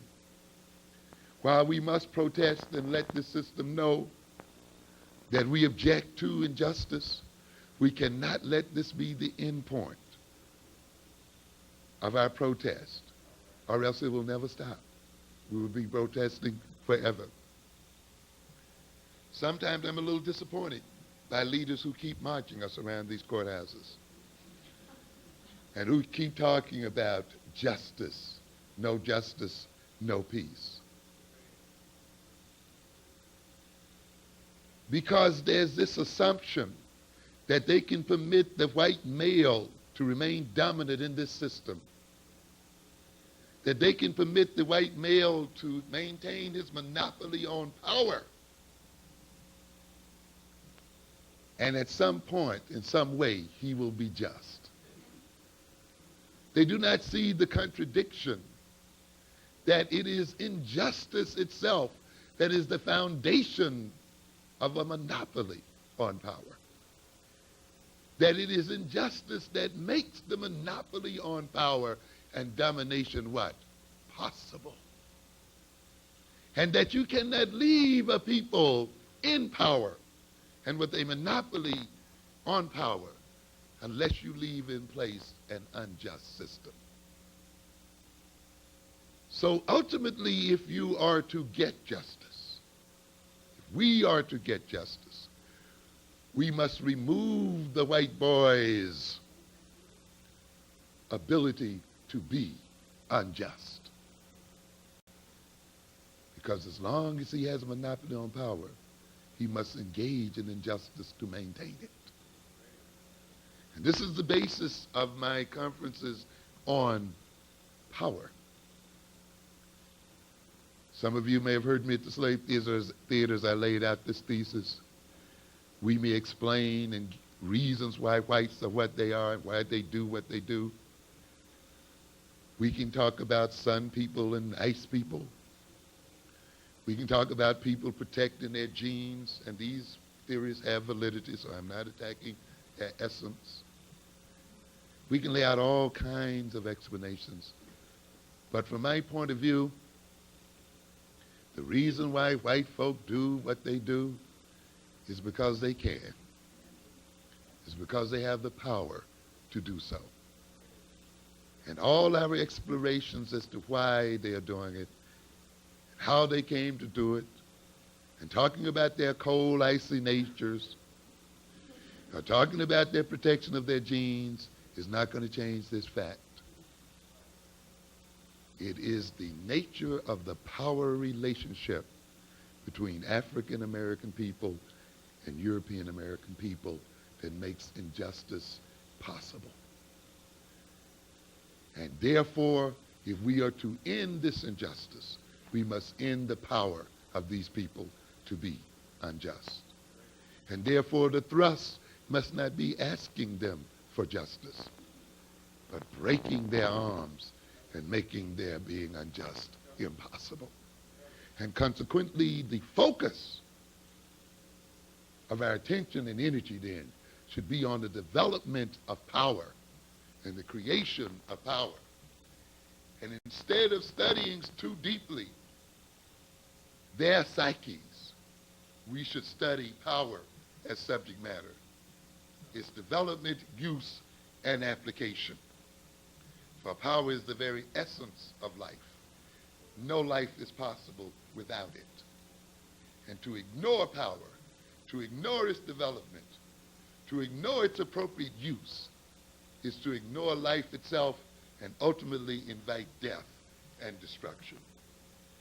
We live in a system here where black people have been made to think that power is a dirty word, and that to discuss power and to talk about its cultivation is a sinful activity. Well, you must get over the propaganda that's created this attitude toward you.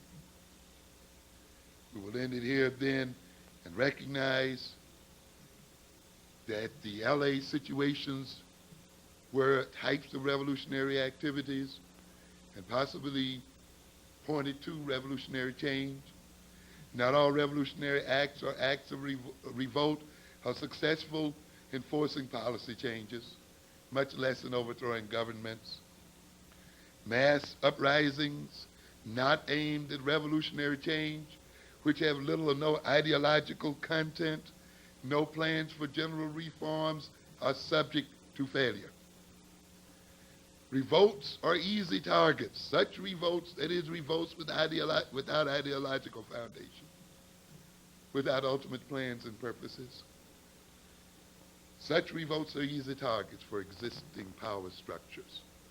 The mass revolt without a social program, with limited leadership capabilities, and we are a community here that somehow just expect leaders to sprout up out of the ground instead of training them, and expect people to do the right thing instead of creating institutions to train and bring about the people to do the right thing and preparing them for doing the right things.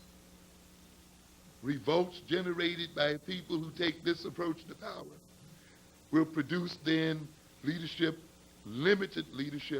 with limited capabilities, cannot exploit its initial victories won in the first wild upsurge of hatred and resentment, or whatever you call it.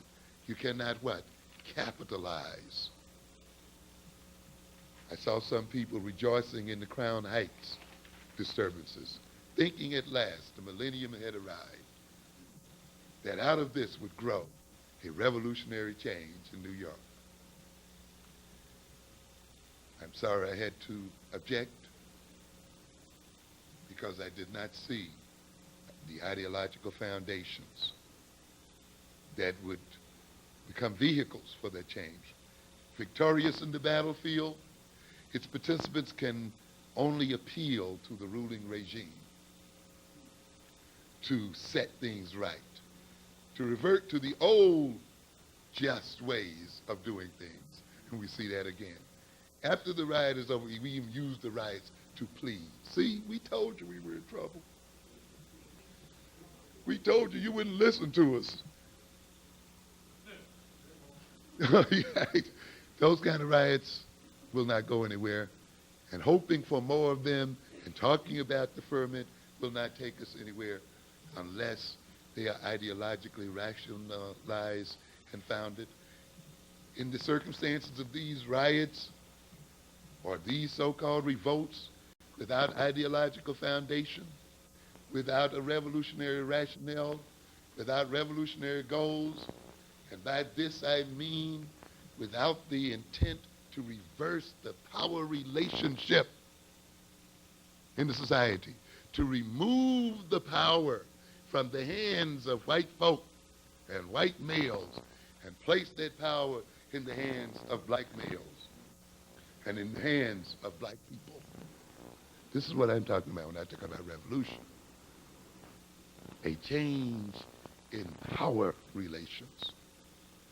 But that change has to be rationalized, and it's not motivated by just spontaneous reactions or reactionary behaviors, by reactionary protests, and then by trotting out a bunch of leaders who are going to feed on that and try to provoke guilt and this kind of stuff in the ruling establishment, and tries to get the ruling establishment now to minister unto them, to take the hard task of rationalizing our relationship to those in power with sound ideologies and sound rationales, and reorganizing our relationships one to the other.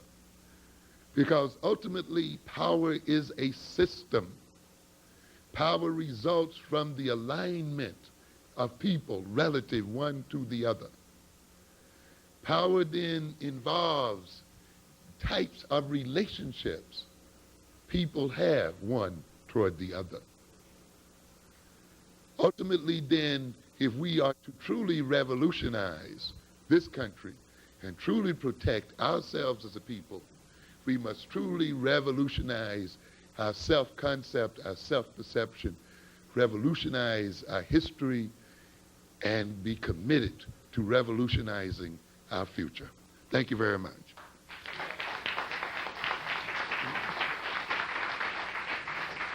Thank you, Doctor.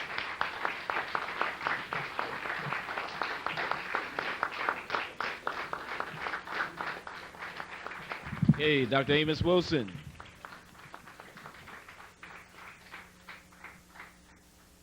Okay, we are going to have a question and answer period, but let's take a little break to kind of stretch and get a little liquid refreshments and some delicious food outside. And there's a photo exhibit upstairs in the art gallery that's open.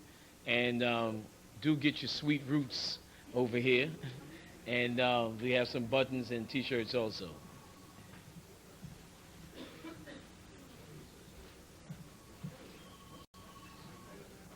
See, I have someone's pen here. No. Black pen? Yeah, very nice. I guess they must have left it out of the room there. Yep. Okay. Yes, sir. Okay. Huh? Okay. All Could- right.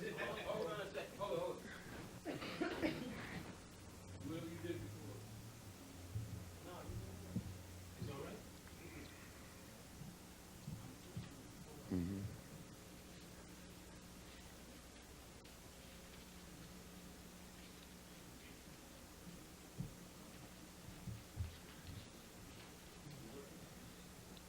We ready?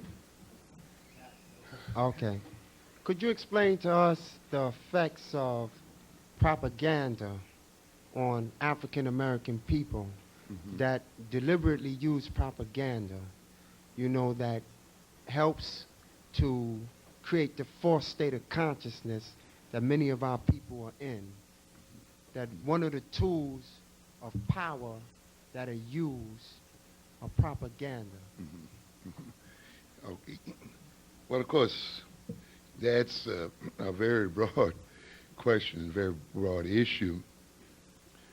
And one of the major things that I referred to earlier in terms of the psychic violence is, of course, refers to propaganda.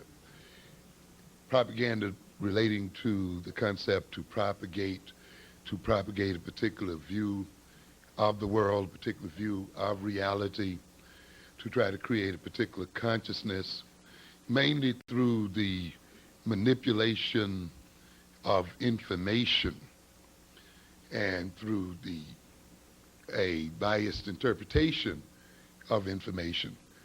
Propaganda, while it may be lies, it may be untruths, can even be based on truth, but truth projected in such a way or interpreted in such a way that it in effect deceives the individual. The major, of course, is to control or influence the consciousness of the individual and the behavior of an individual that's favorable or compatible with the intentions of the propagandist.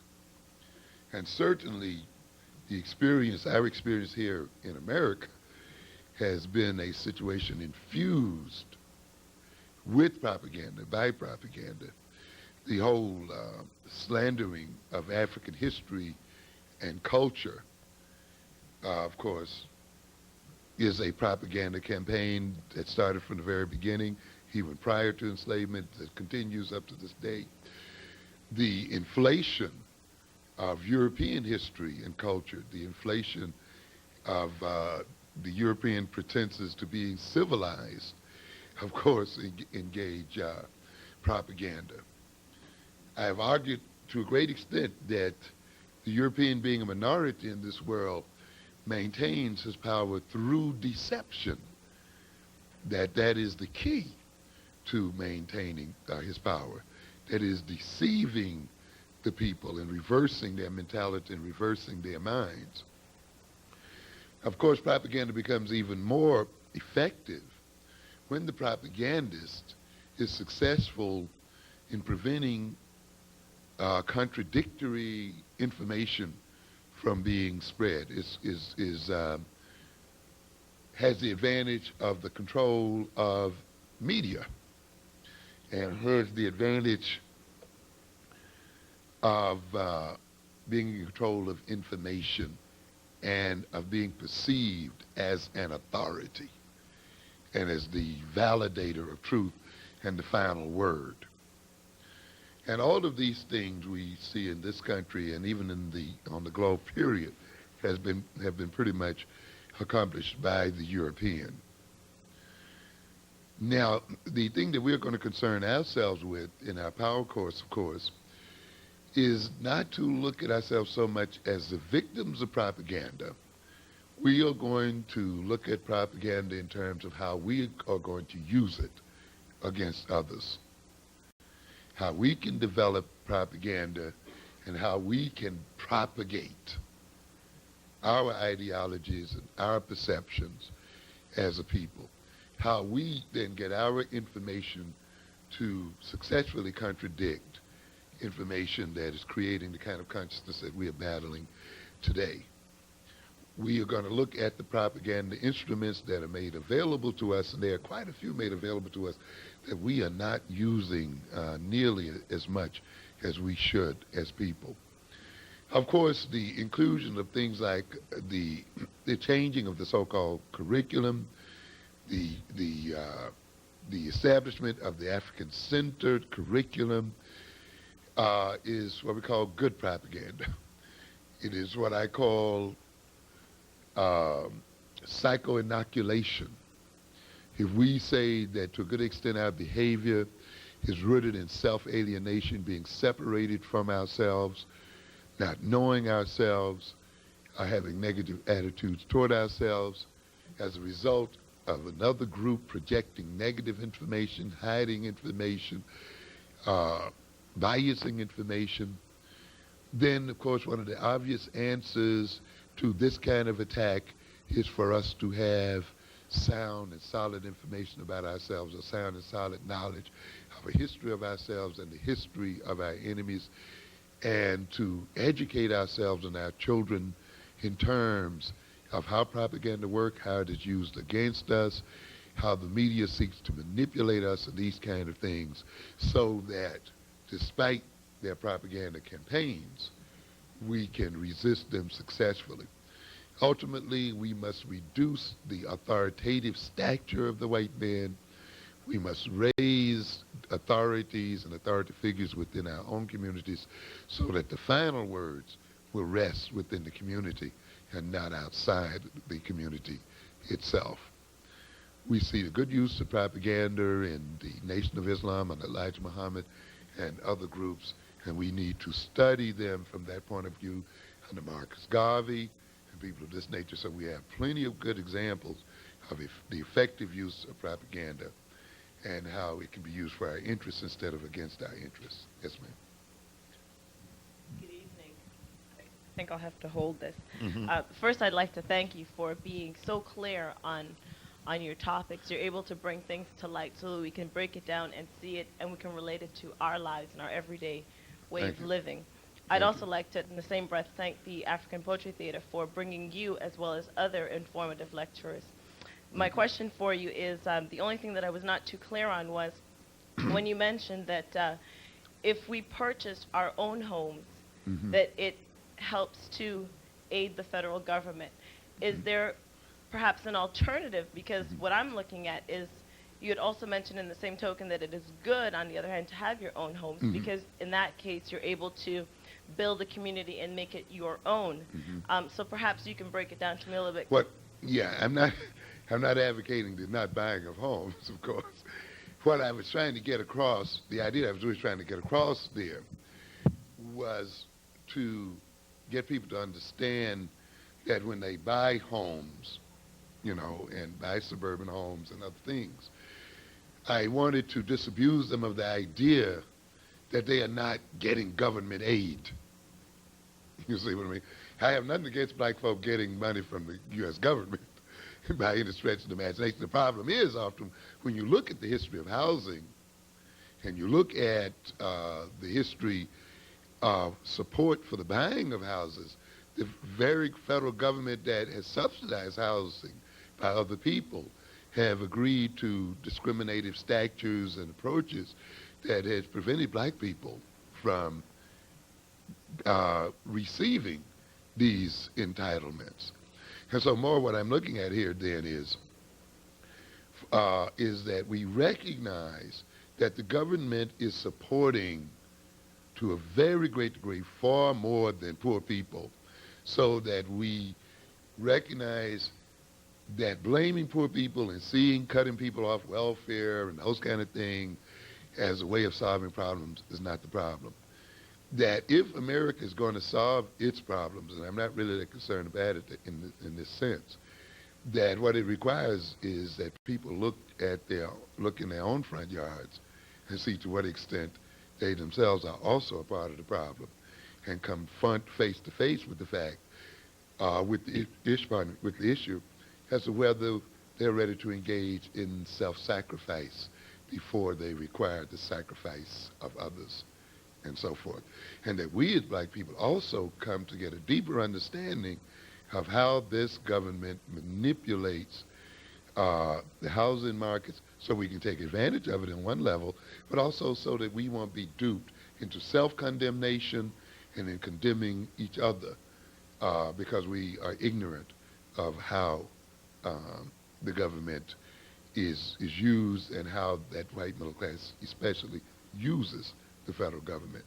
It's designed also to get some black middle class, or some, with bourgeois attitudes, such as the Thomases, who think that they've made it in the world without U.S. government support, and who do not realize often that on a whole, they probably receive more welfare than the people they've condemned.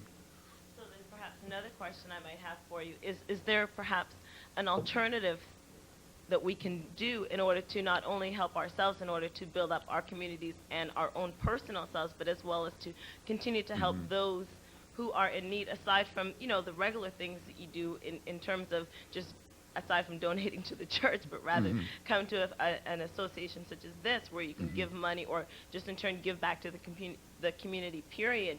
Is there perhaps something else that we can do in terms of building our own communities collectively without the government per se? I Yeah. don't really know. And I have no hesitation for using the government because, as I remind people, it's our money. You know what I'm saying?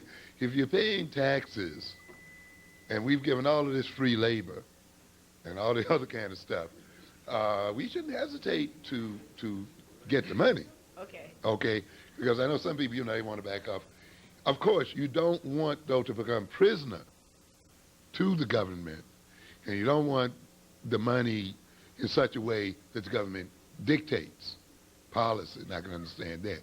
And that, of course, then implies that we become very sharp at manipulating the government, and we should learn from others how the governments, for instance, from Ross Perot, Yeah. How do you manipulate it, and how do you work it to your own advantage? Let's look at this electoral system. How do we get our own people in, and how do we then use our own people to get that government money to work for our interests as people? We must get a sound knowledge and a thorough knowledge of how this government operates and works so that we can manipulate it to our own advantage. That's a number one. And then the other thing, of course, is, and this is what we'll be doing, look at how we have in the past financed our entrepreneurial activities. I just did my second lecture on the power thing last week, on our power conference coming up last week. And one of the things I looked at, a very interesting book by a person named, last name Butler, Sidney, I think Butler, the last name is Butler, called Black Enterprise and Self-Help in America. Very interesting book there, because in this book he establishes the black entrepreneurial position beginning even under slavery itself, and how all of these characteristics that we now see in other people, Koreans and Japanese and Cubans and so forth, were plain and simple and straightforward in black people as far back as 200 years ago. As a matter of fact, the only reason why we see these characteristics as unique to these people is because we don't know our own entrepreneurial history. Right. Now, the answer then to developing associations, to developing alternative means, they're in our history already. And it requires that we review those histories and review even the prior African histories, and the means by which we support ourselves in businesses and create businesses and so forth are there for the taking. And I would recommend the book by Butler called Black Entrepreneurship and Self-Help in America, and as a means. Then I'd recommend a second one by Ivan Light, I believe it's called Immigrant Enterprises. Ivan Light, and of course if you can get the original one called Ethnic Enterprises in America, then you will see any number of alternatives. Okay, once again, Thank you. Mm-hmm. All right, I recently saw you, I think, at the Slave Theater, and you were talking about the Black Credit Union. Yes. Can you explain the success of it, and do you have any more information about it?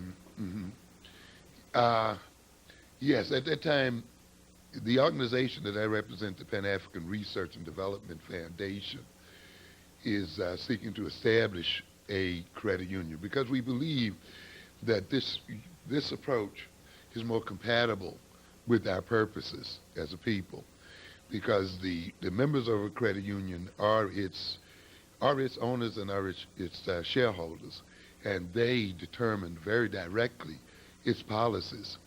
And its lending policies to its members are far more generous and liberal, you see, than so-called banking policies.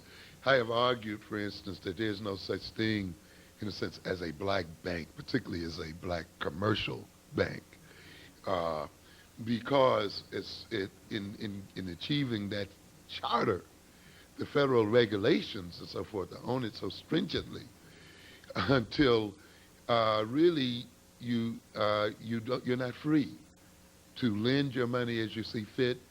You must maintain heavy cash reserves. You must apply means tests that really should be applied to people from a very mature economy and so forth, so that you have an institution there that really cannot do very much at all in advancing the economic development of black people by the very structure of that institution. The money literally, even though you put your money in the bank, it literally really comes under the control of another people, and they tell you when and under what circumstances you can lend it, and they're on you at all times. And evidence of that, of course, is when you look at the Freedom National Bank. It's somewhat ironic that almost for every year it remained on that street, the number of Korean businesses grew. and you have to question, how much did that bank really contribute to the development of black businesses? And it had a lot to do with the structure. The credit unions, which can offer the same kind of services, the ATM services, the car loan services, and the other kind of services you see as banks, have a much greater latitude in terms of lending policies and other kind of policies that I think are very compatible to our people rather than the bank. And we are developing that, and we'll continue to develop one in the fall, and of course encourage people to investigate credit unions and develop them among themselves in their particular organization. We do have the literature, and we do have the experts that if you're interested in developing one in your area with your group, we can recommend to you. And all you have to do is get in touch with us, and we'd be happy to put you in touch with the person who can give you all of the details and the methods by which you establish them. Okay, sure. Dr. Wilson, Mm-hmm. maybe you answered the question before when you were speaking to the young lady, but I'm a small business owner, and I was wondering, how would you go about approaching, twofold, individuals who patronize, they come to your store, who maybe don't have the consciousness to recognize that they should look to support their own businesses as opposed to the Arab store across the street and whatever stores in the area. And secondly, other black businesses in the area, how does one go about maybe putting together some type of organization or some type of collective so that this can be maybe broadcasted or put to the people in a more direct fashion? Well, that first one, of course, is very tough, and it's one that we are trying to work through very much. And of course, having attempted retail and business, and of course, I'm still a business person at this very point. I can understand the kind of issue that you went through. With the retail outlet I had on 125th, of course, I tried to approach this matter that you're talking about by creating an appropriate atmosphere in the business itself, by projecting a very positive cultural image, and of course projecting the kind of interpersonal relations such that the stereotypes and expectations and attitudes that people would bring into the business would be slowly broken down. Because I recognize often customers really come in sort of they come in with ambivalence, and they sometimes will come in wanting to see if you can give them a reason not to come back again.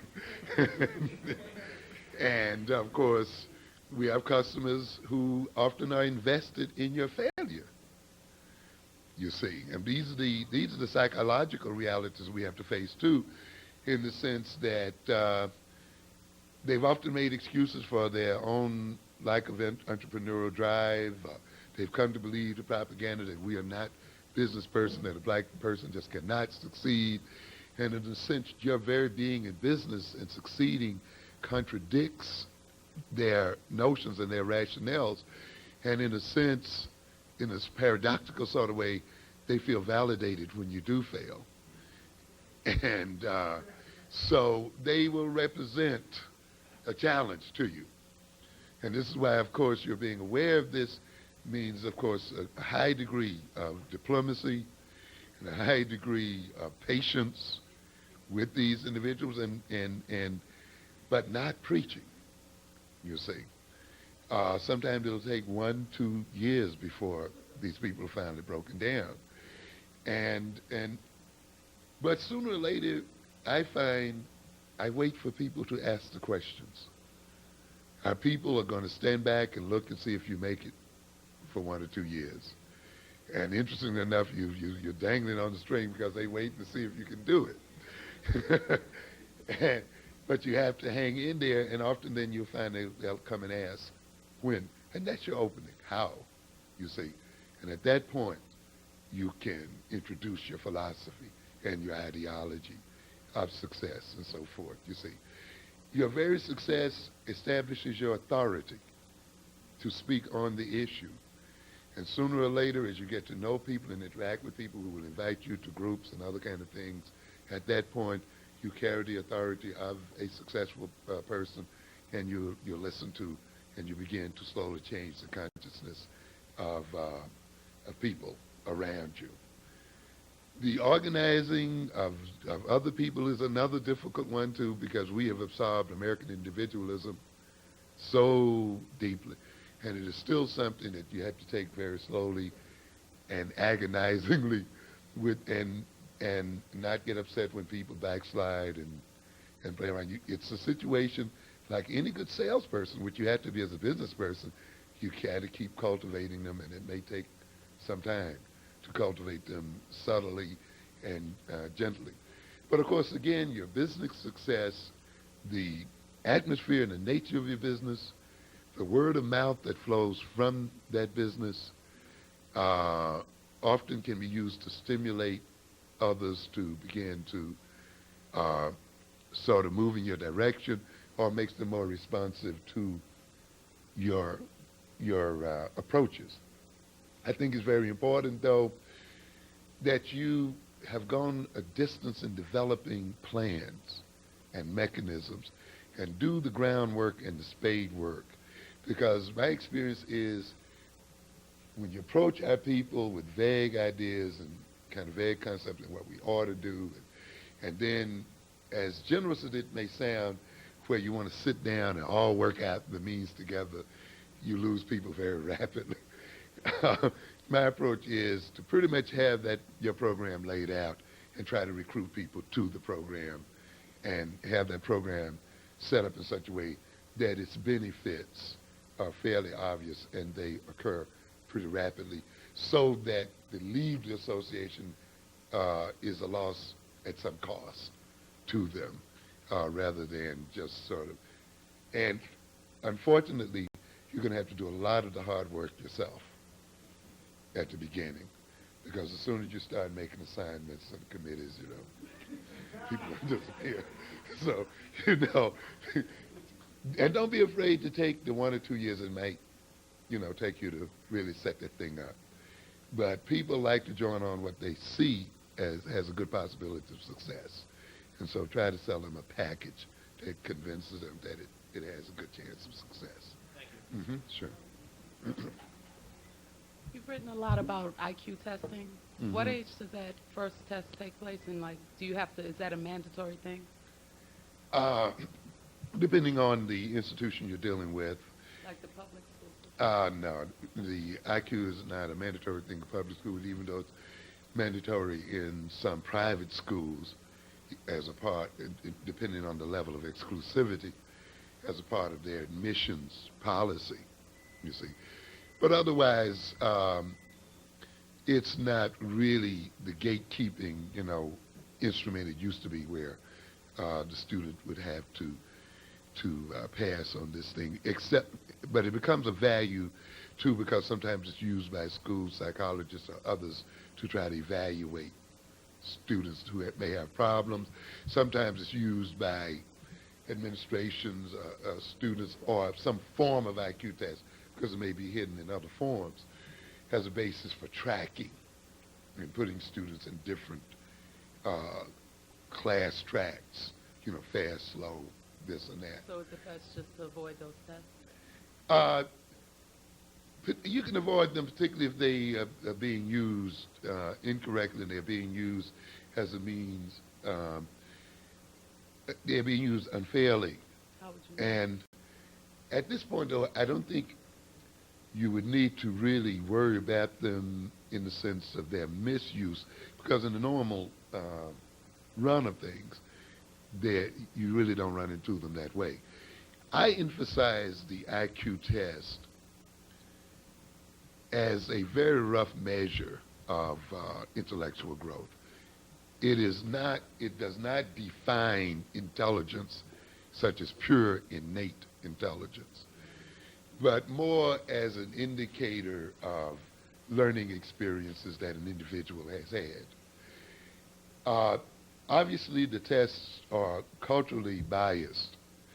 However, because they're culturally biased, I don't necessarily condemn them because of my belief that we as African people can pass these intelligence, so-called IQ tests, as well as and better than whites, and that we can pass them as a way of learning what they need to know and a way of learning what we need to know so that we can finally defeat them. I like the way the Japanese approach to it has been, in the sense they have not had to necessarily throw away their culture while maintaining their culture. They have beaten the Europeans at their own test. And what I'm saying is that we can be African-centered, African-based, and beat these people even at that test. We don't have to be afraid of them using the test, and we don't have to avoid the test. In fact, we tell them to bring it on and whip them with it. So what I'm trying to say, essentially in writing my book, is raise your children, match their growth and development with appropriate experience. You won't have to worry about an IQ test. You know what I'm saying? They will pass those tests and beat the white kids at those tests, and therefore they can't be used against you in a negative sort of way. So center your life around organizing and building up and maintaining the genius of your children. From that point on, the test is no problem. In fact, it can become a positive instrument for you. Sure.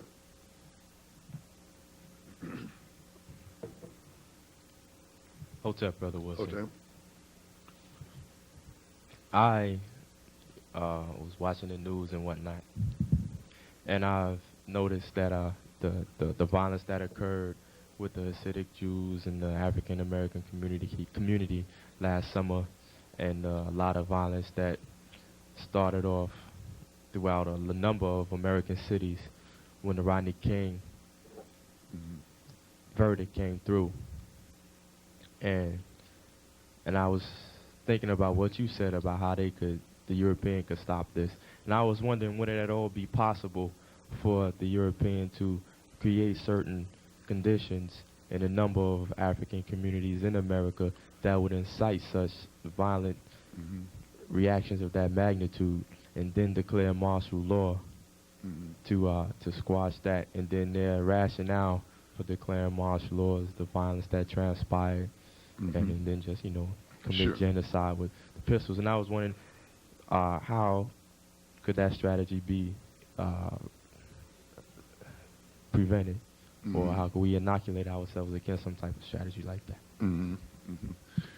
Yeah, well, of course, when I talked about earlier about plans, ideological rationales and so forth, all of this is implied, you see.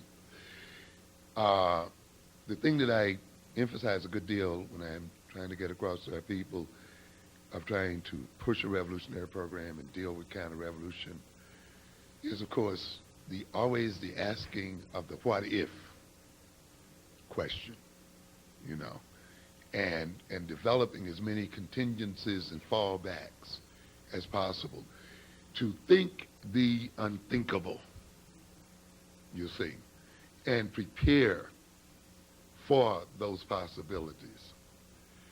And no matter how far-fetched it may seem, to always think them through and try to set up a program in reference to them.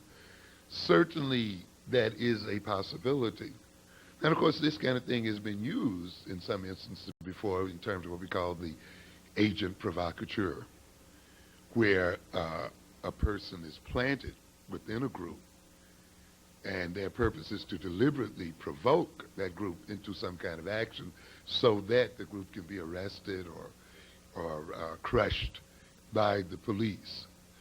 And of course, while I cannot give cannot give any great details about this, considering this as a strong possibility within any group that you're a part of, particularly if you are in a revolutionary kind of group, of course, then should motivate you to try to establish the kind of internal security, the kind of internal organization to limit damage should this kind of agent be present in the group itself, to, of course, to try as much as possible to know the people that you have in your organization, and use various other tactics that you may have to research that's in the literature about guarding oneself against agents placed within groups.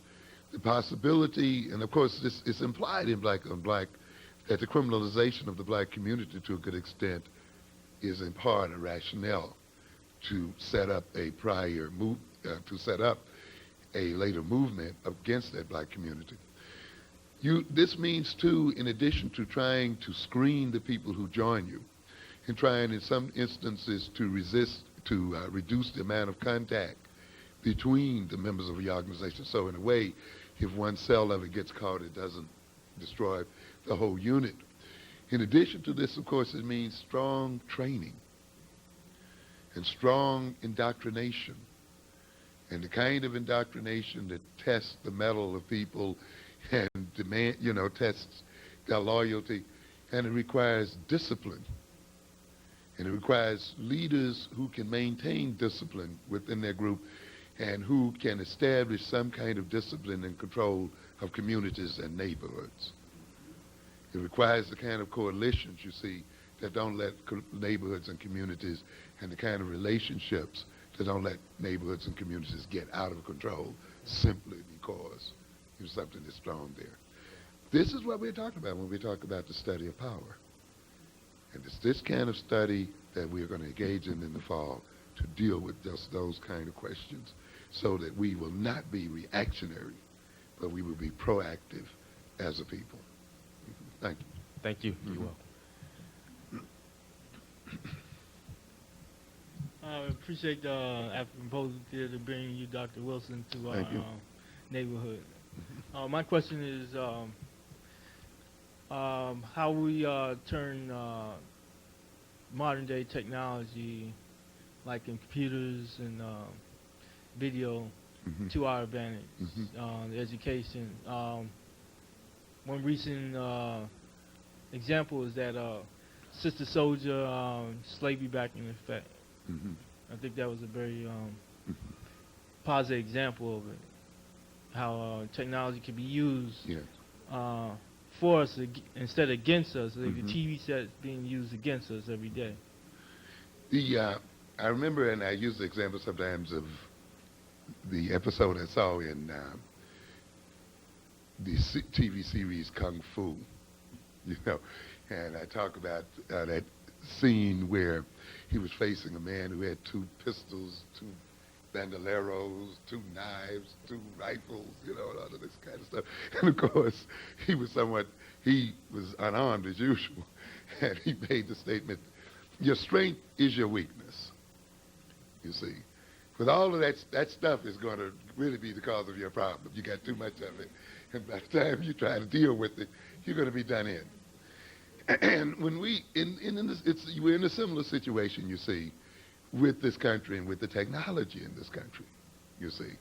Its very strength is also its Achilles heel, its very weakness. And we have to look at it from that point of view. How can it be used against it? And the very fact that that is a delicate network that's, as you have seen, easily sabotaged, where the society becomes dependent upon it. And in a way, while it adds speed and efficiency, it is also delicately balanced. You see, And of course, it makes it vulnerable in many ways. But on the other level, I had a mail order book, a mailing list book that that had available to it a list for something like 6 million black families. That means that through the purchase of that list, you could have direct access to these families. You know what I mean? And now, and of course, that's the weakness, isn't it? They're selling lists. We take those lists.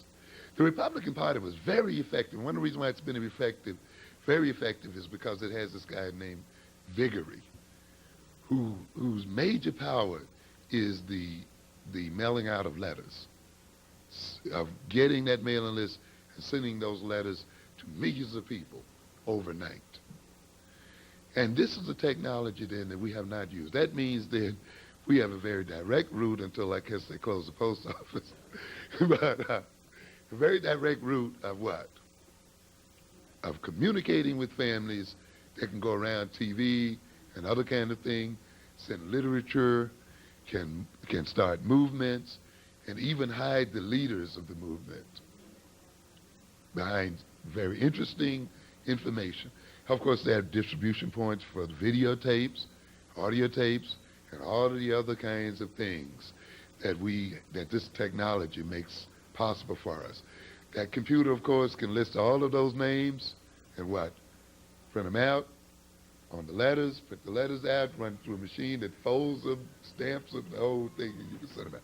In other words, there's a technology available to us that is of enormous power. One of the things that I will discuss in the Power series, you see, is for us to look at what I call the tremendous resources we have available to us as African people in this country, the tremendous databases that just are lying in wait for us to use.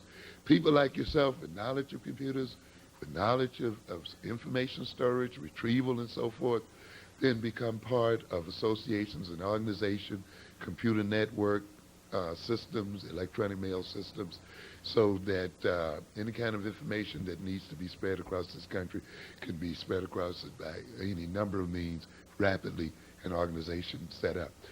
If you combine this rapid communication with people who have been appropriately trained, you see, and are located across the nation, so, and have similar values, perspectives, and ideas, then, you know, we're not going to talk too much about it, but you know, you have bases, you have foundations, and we just have to study the technology, and we have to make up our mind that we're going to use it for us. You know, I had one point that is, even while we speak, they are trying to pass laws to prevent that very same thing. Of course. And the beautiful part about it is we know they're doing it. Right? You see, I often tell our people, you know, when we start talking about these things, well, if you do that, they're going to do this. So, well, that gives you an advantage. You know what they're going to do. You see, and this is the advantage any soldier wants, is to anticipate the reaction of his enemy. And that means, and this is why another part of training for power is strategic thinking.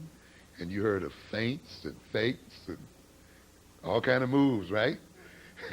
Since we know what kind of reaction they're going to tend to have, then of course what we do, we strategize and we use ingenious methods and means to get around them.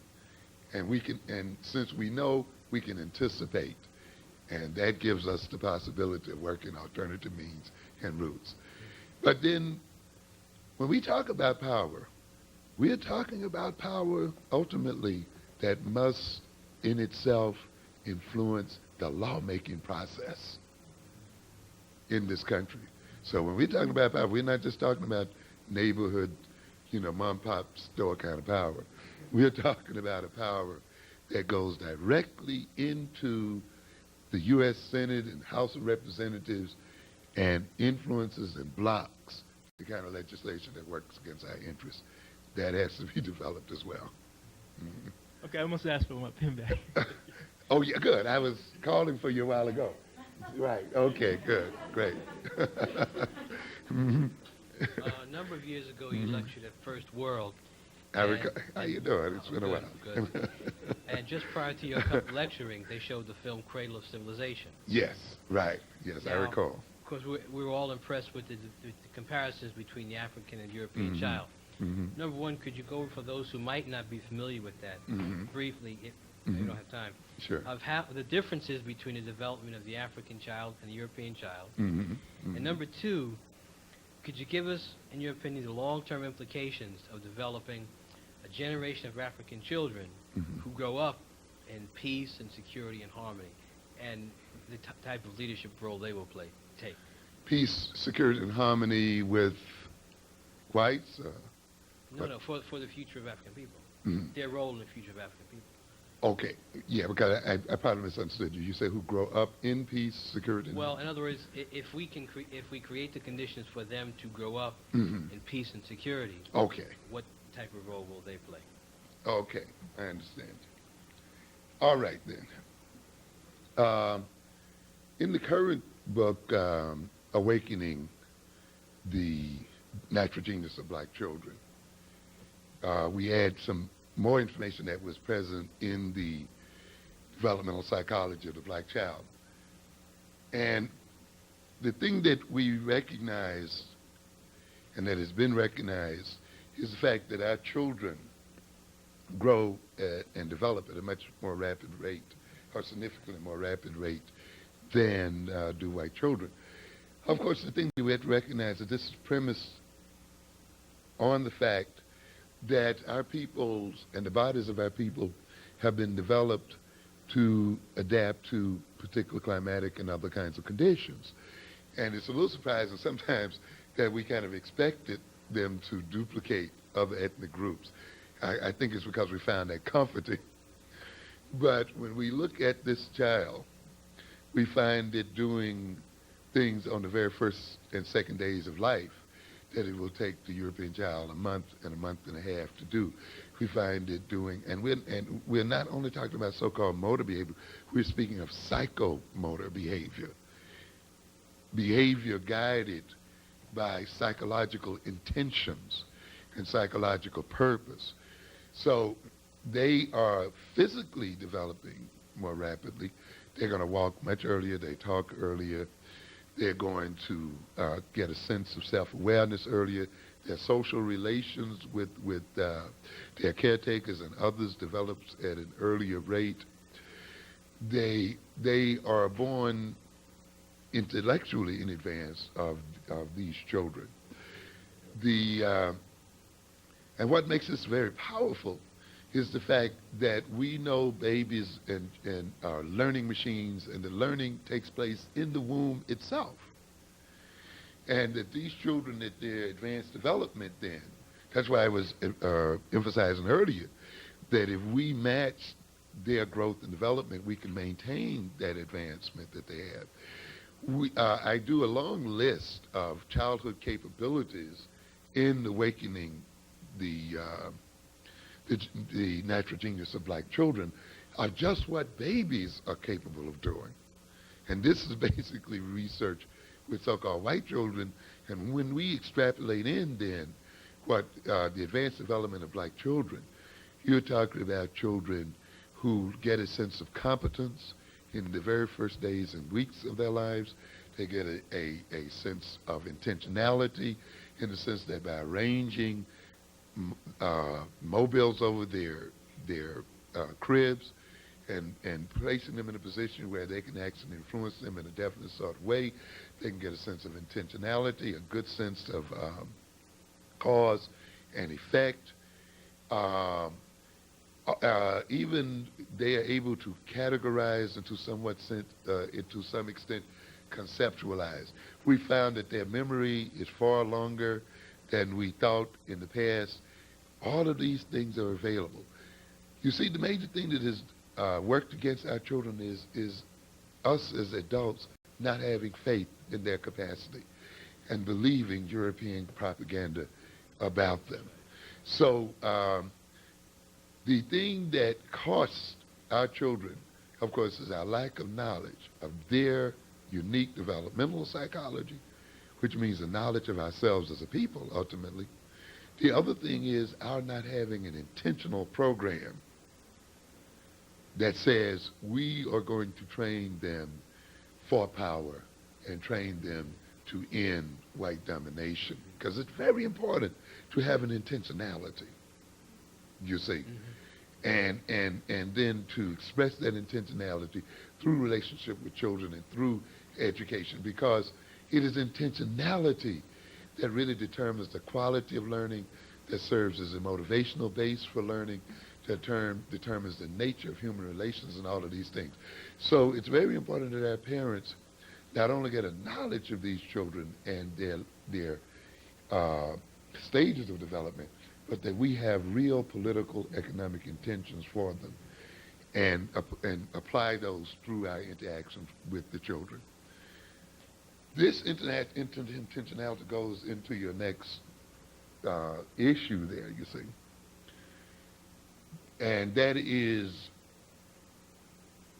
answering the question we raised earlier. What kind of problems do we have, and what kind of children do we need to solve those problems? And what kind of experiences should they be exposed to, you see? And then defining the content of the curriculum and the type of teaching method, the time systems and the other systems in line with creating these kinds of individuals, persons, and group organizations. Providing them with a secure environment and an orderly environment so that learning can take place, and so that they can have models for maintaining self-discipline and self-control becomes of key importance there. Providing them with a sound knowledge of what their task is and what the future demands of their world will be on them, and what kind of skills and social relationships they must develop in order to have to competently deal with those demands. Training them in cooperation skills, training them morally so that they can have loyalty one to the other and things like this. Then we'll prepare them both generally and specifically in a way that they can truly take power in the future world. With the sizes of our populations as African people, and with the kind of wealth that we have naturally and so forth, we then really should have no fear or shame in terms of seeing the wielding of real power as one of our major goals, and being one of the wealthiest and most powerful people on this globe as being one of our goals. Yeah, I suspect that if we can't, that probably has to come from the parents, that instilling that vision that the children can take power or are entitled to take power. Yeah, to a degree, even though it's also going to have to be supported by and come from other institutions as well. I'm a little hesitant about the parents, not that I lack the confidence in parents, but of course, you know, some of our parents often being young and some having to deal with their own unpleasant experiences and other kinds of things in life. Sometimes it's difficult for them to get the energy and the concentration and the other kind of things to really focus on the children. And so consequently, it means that we have to support and develop institutions, extra-parental institutions, that really embark on the training of parents and children. And of course, this is very much in line with our African tradition, anyway, to begin with. When we look at the concept, say, of manhood training, an African tradition that really did not necessitate the chronic presence of a father in the home. In fact, it did not make the training of the male child a responsibility of the biological father to begin with, you see. it made the training of males a responsibility of the males in the community itself, you see. And you can see the advantage of that kind of system in this kind of situation here, very much so, which is one of the reasons why we are pushing the schools for the black males. We're pushing the manhood training. We are now trying to organize those conscious males to form institutions and organizations so that the responsibility for training our young men, and of course similar organization among women, can become a community responsibility. A part of that, though, too, will be as we train the children, we will train the parents. And we will train the children to be parents, you see.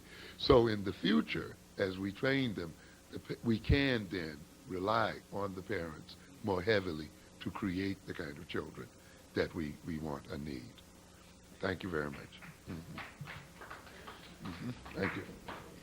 Good evening, Dr. Wilson. Good evening. Dr. Wilson.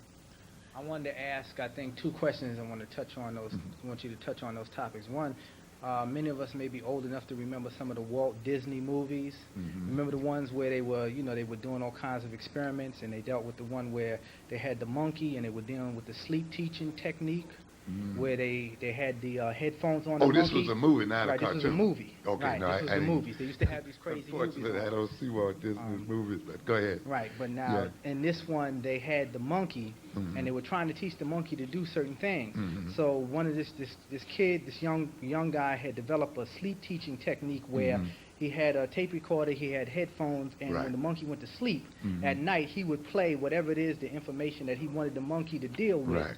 And so in the morning, he would, this would go over and over. And I don't know if it would be considered to be subliminal because you wouldn't really be conscious in terms of sleep.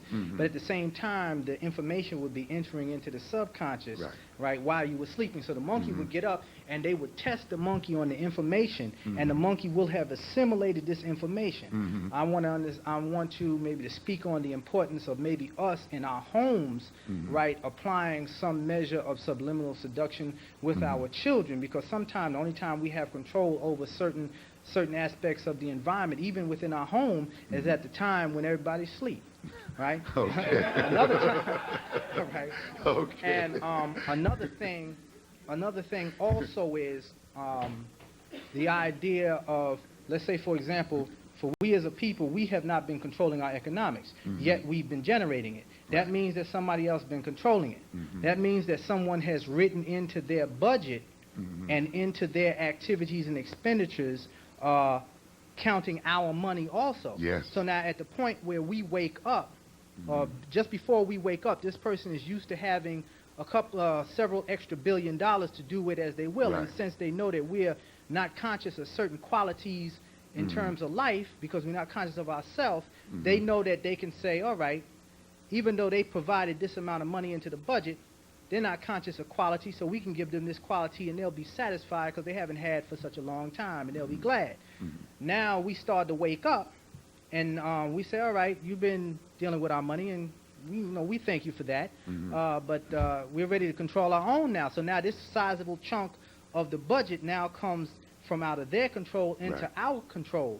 But that sizable chunk of the budget was what allowed them to be the superpower and enjoy the luxury that they've been enjoying. And since they're conditioned to think at this point, not only that they would handle it for us, they're conditioned now to think that this is the norm and that they deserve to deal with it this way, and that for them not to be able to control that money, there's something wrong. This means that I'm bringing around to the question of the idea of developing some type of paramilitary force in terms of when we began to develop our own industry, we're now taking the money out of the pockets of all the Europeans that come around and do the contracting and various things in our community and take the money out.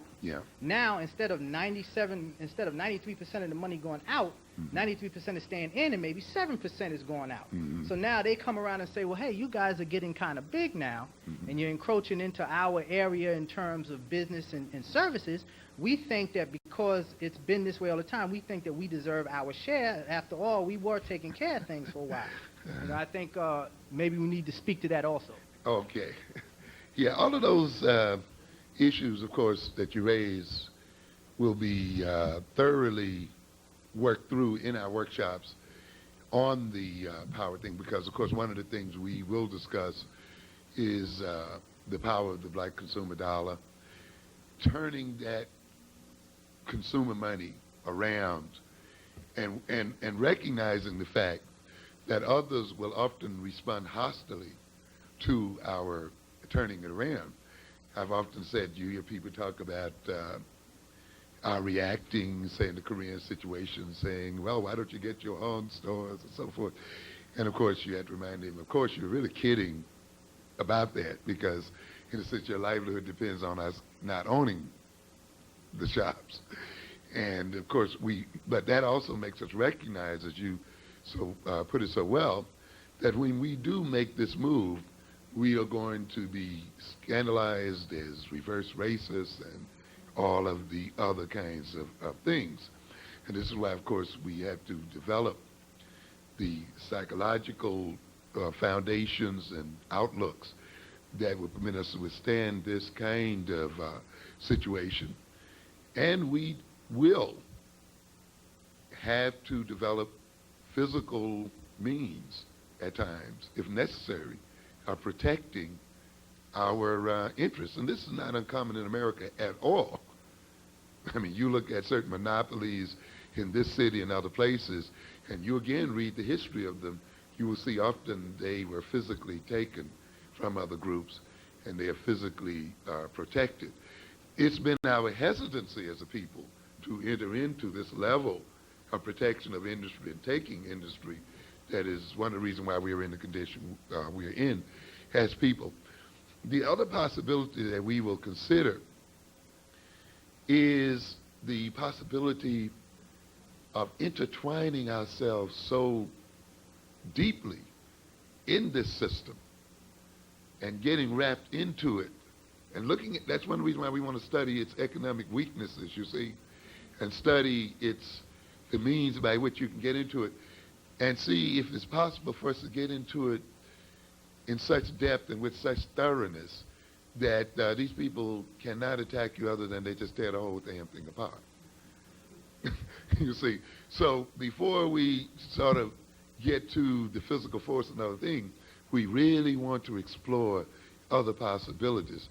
And I think there are possibilities for us to take advantage of this system in such a way that, in a sense, a movement against us is the time that whites are saying, well, we just want to commit hara-kiri with the whole thing and end it.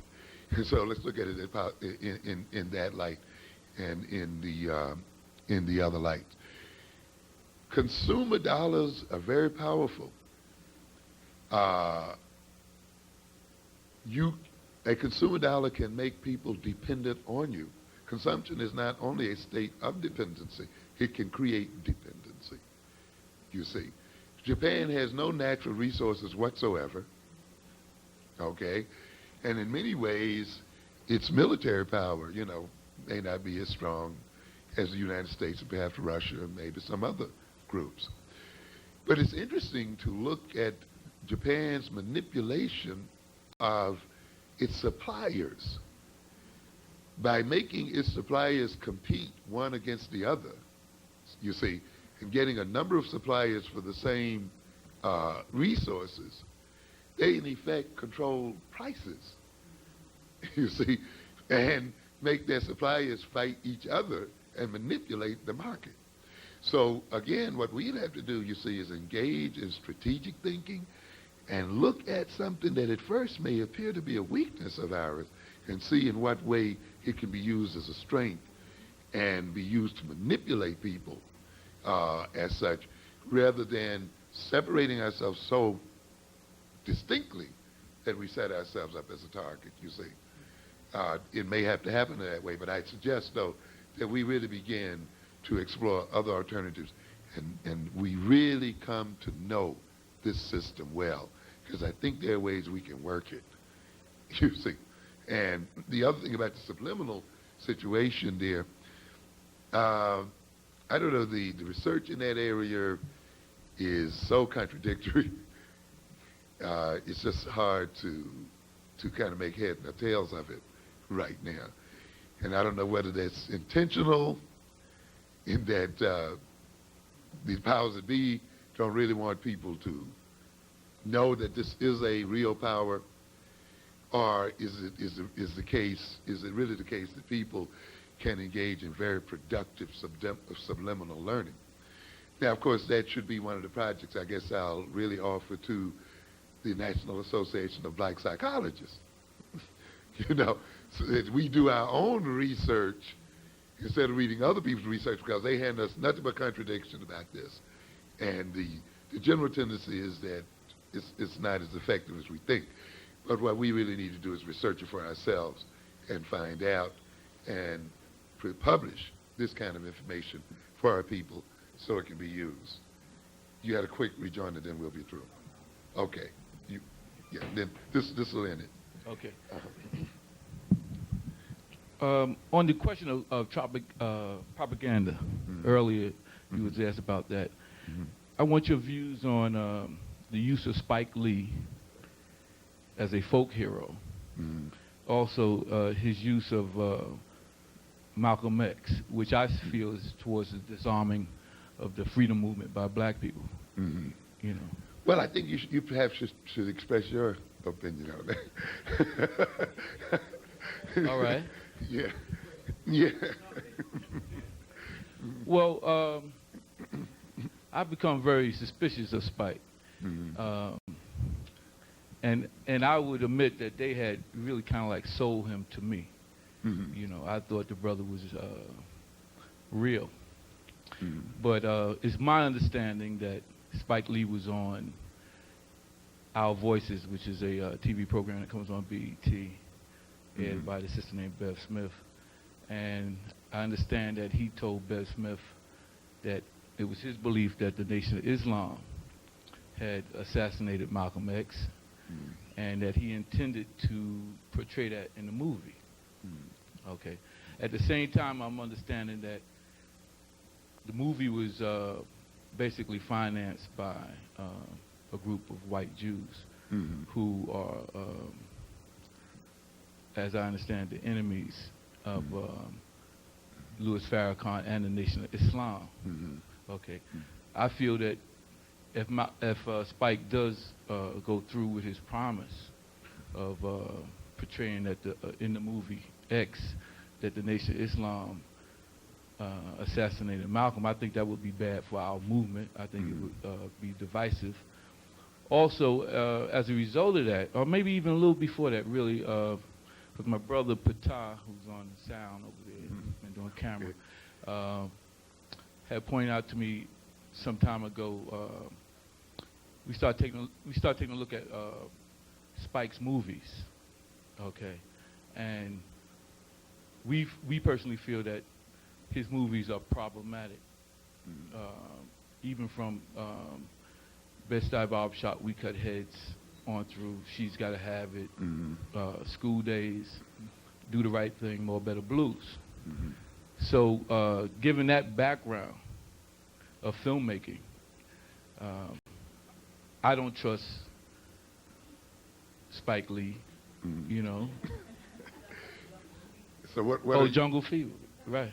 How can I do that? So what do Ebony and Ivory. What do you suggest? Ebony and Ivory, you know, and then like with his commercials for Nike, you know, if we're gonna live together, we're gonna have to play together, okay?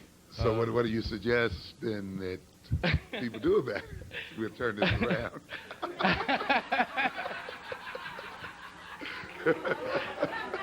You know?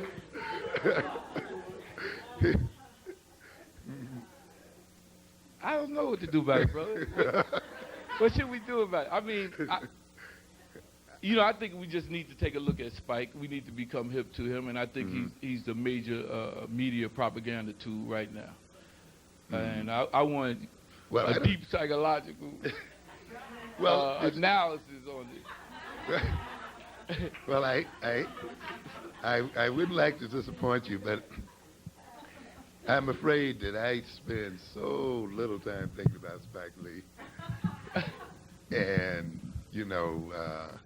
the whole thing. I've seen, let's see, I didn't see Mo Better Blues. I saw She's Gotta Have It, School Days, No. Jungle Fever. And personally, none of which impressed me that much. Okay. I had to be frank, I didn't see sinister motives in them, and I'm not saying it's not there. It's just been maybe because my interest wasn't strong enough, they didn't provoke me enough to make me really go really much further than walking out of the movie and going on about my business. And so, frankly, I don't have a set of opinions or attitudes really towards SPAC. And I guess because of my own preoccupations, I really haven't paid too much of mind to the debates around Malcolm X. Okay. And that may be also due to my own state of mind in that I guess my mind is pretty well made up about where I'm going and what I'm going to do to the extent that it doesn't bother me too much about the Malcolm X movie. So I haven't felt compelled to, enter into some kind of proactive movement in terms of what this thing is about, and in terms of his attitude about it. And so from that point of view, it's hard for me to really make a suggestion and to really give a strong opinion or advice about how people should deal with it.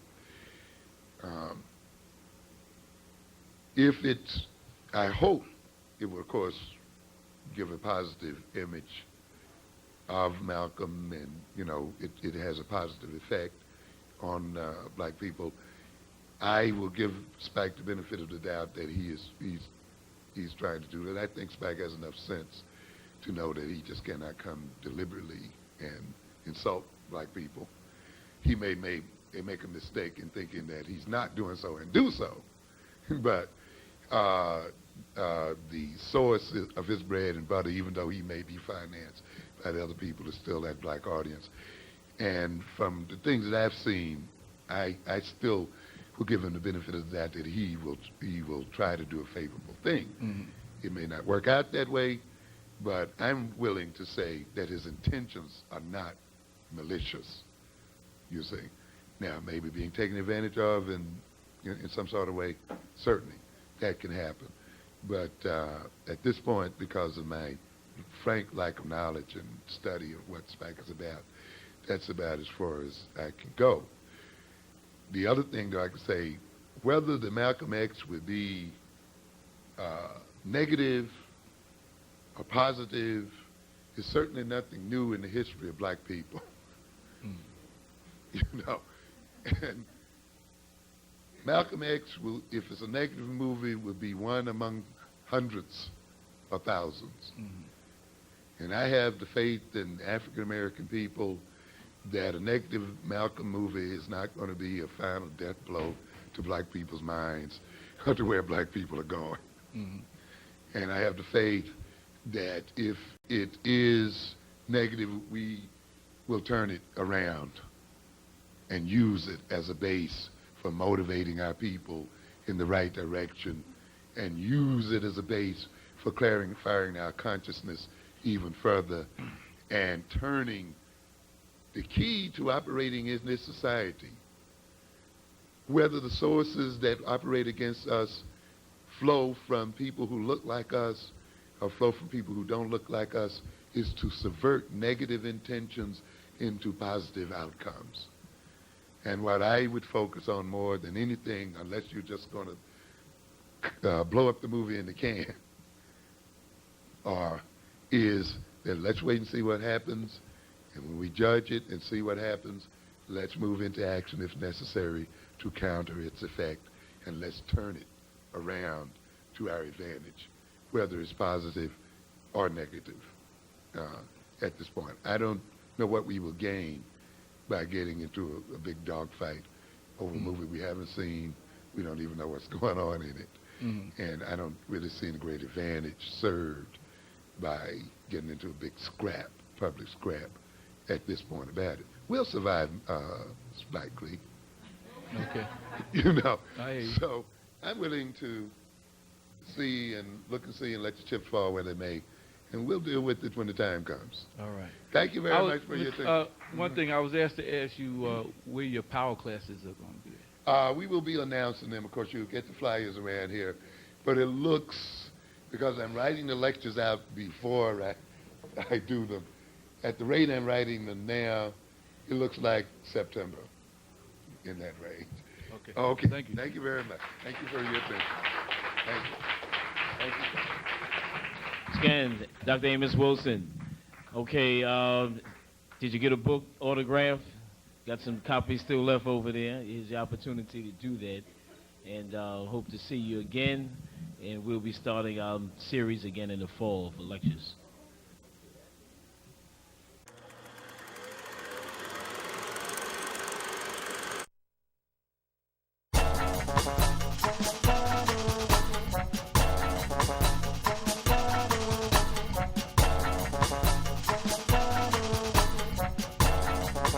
Building at 1006 Surrey Street, here in Lafayette, Louisiana, 70501. Our hotline is open 24/7. 337-593-UMOSIA. 337-593-8665.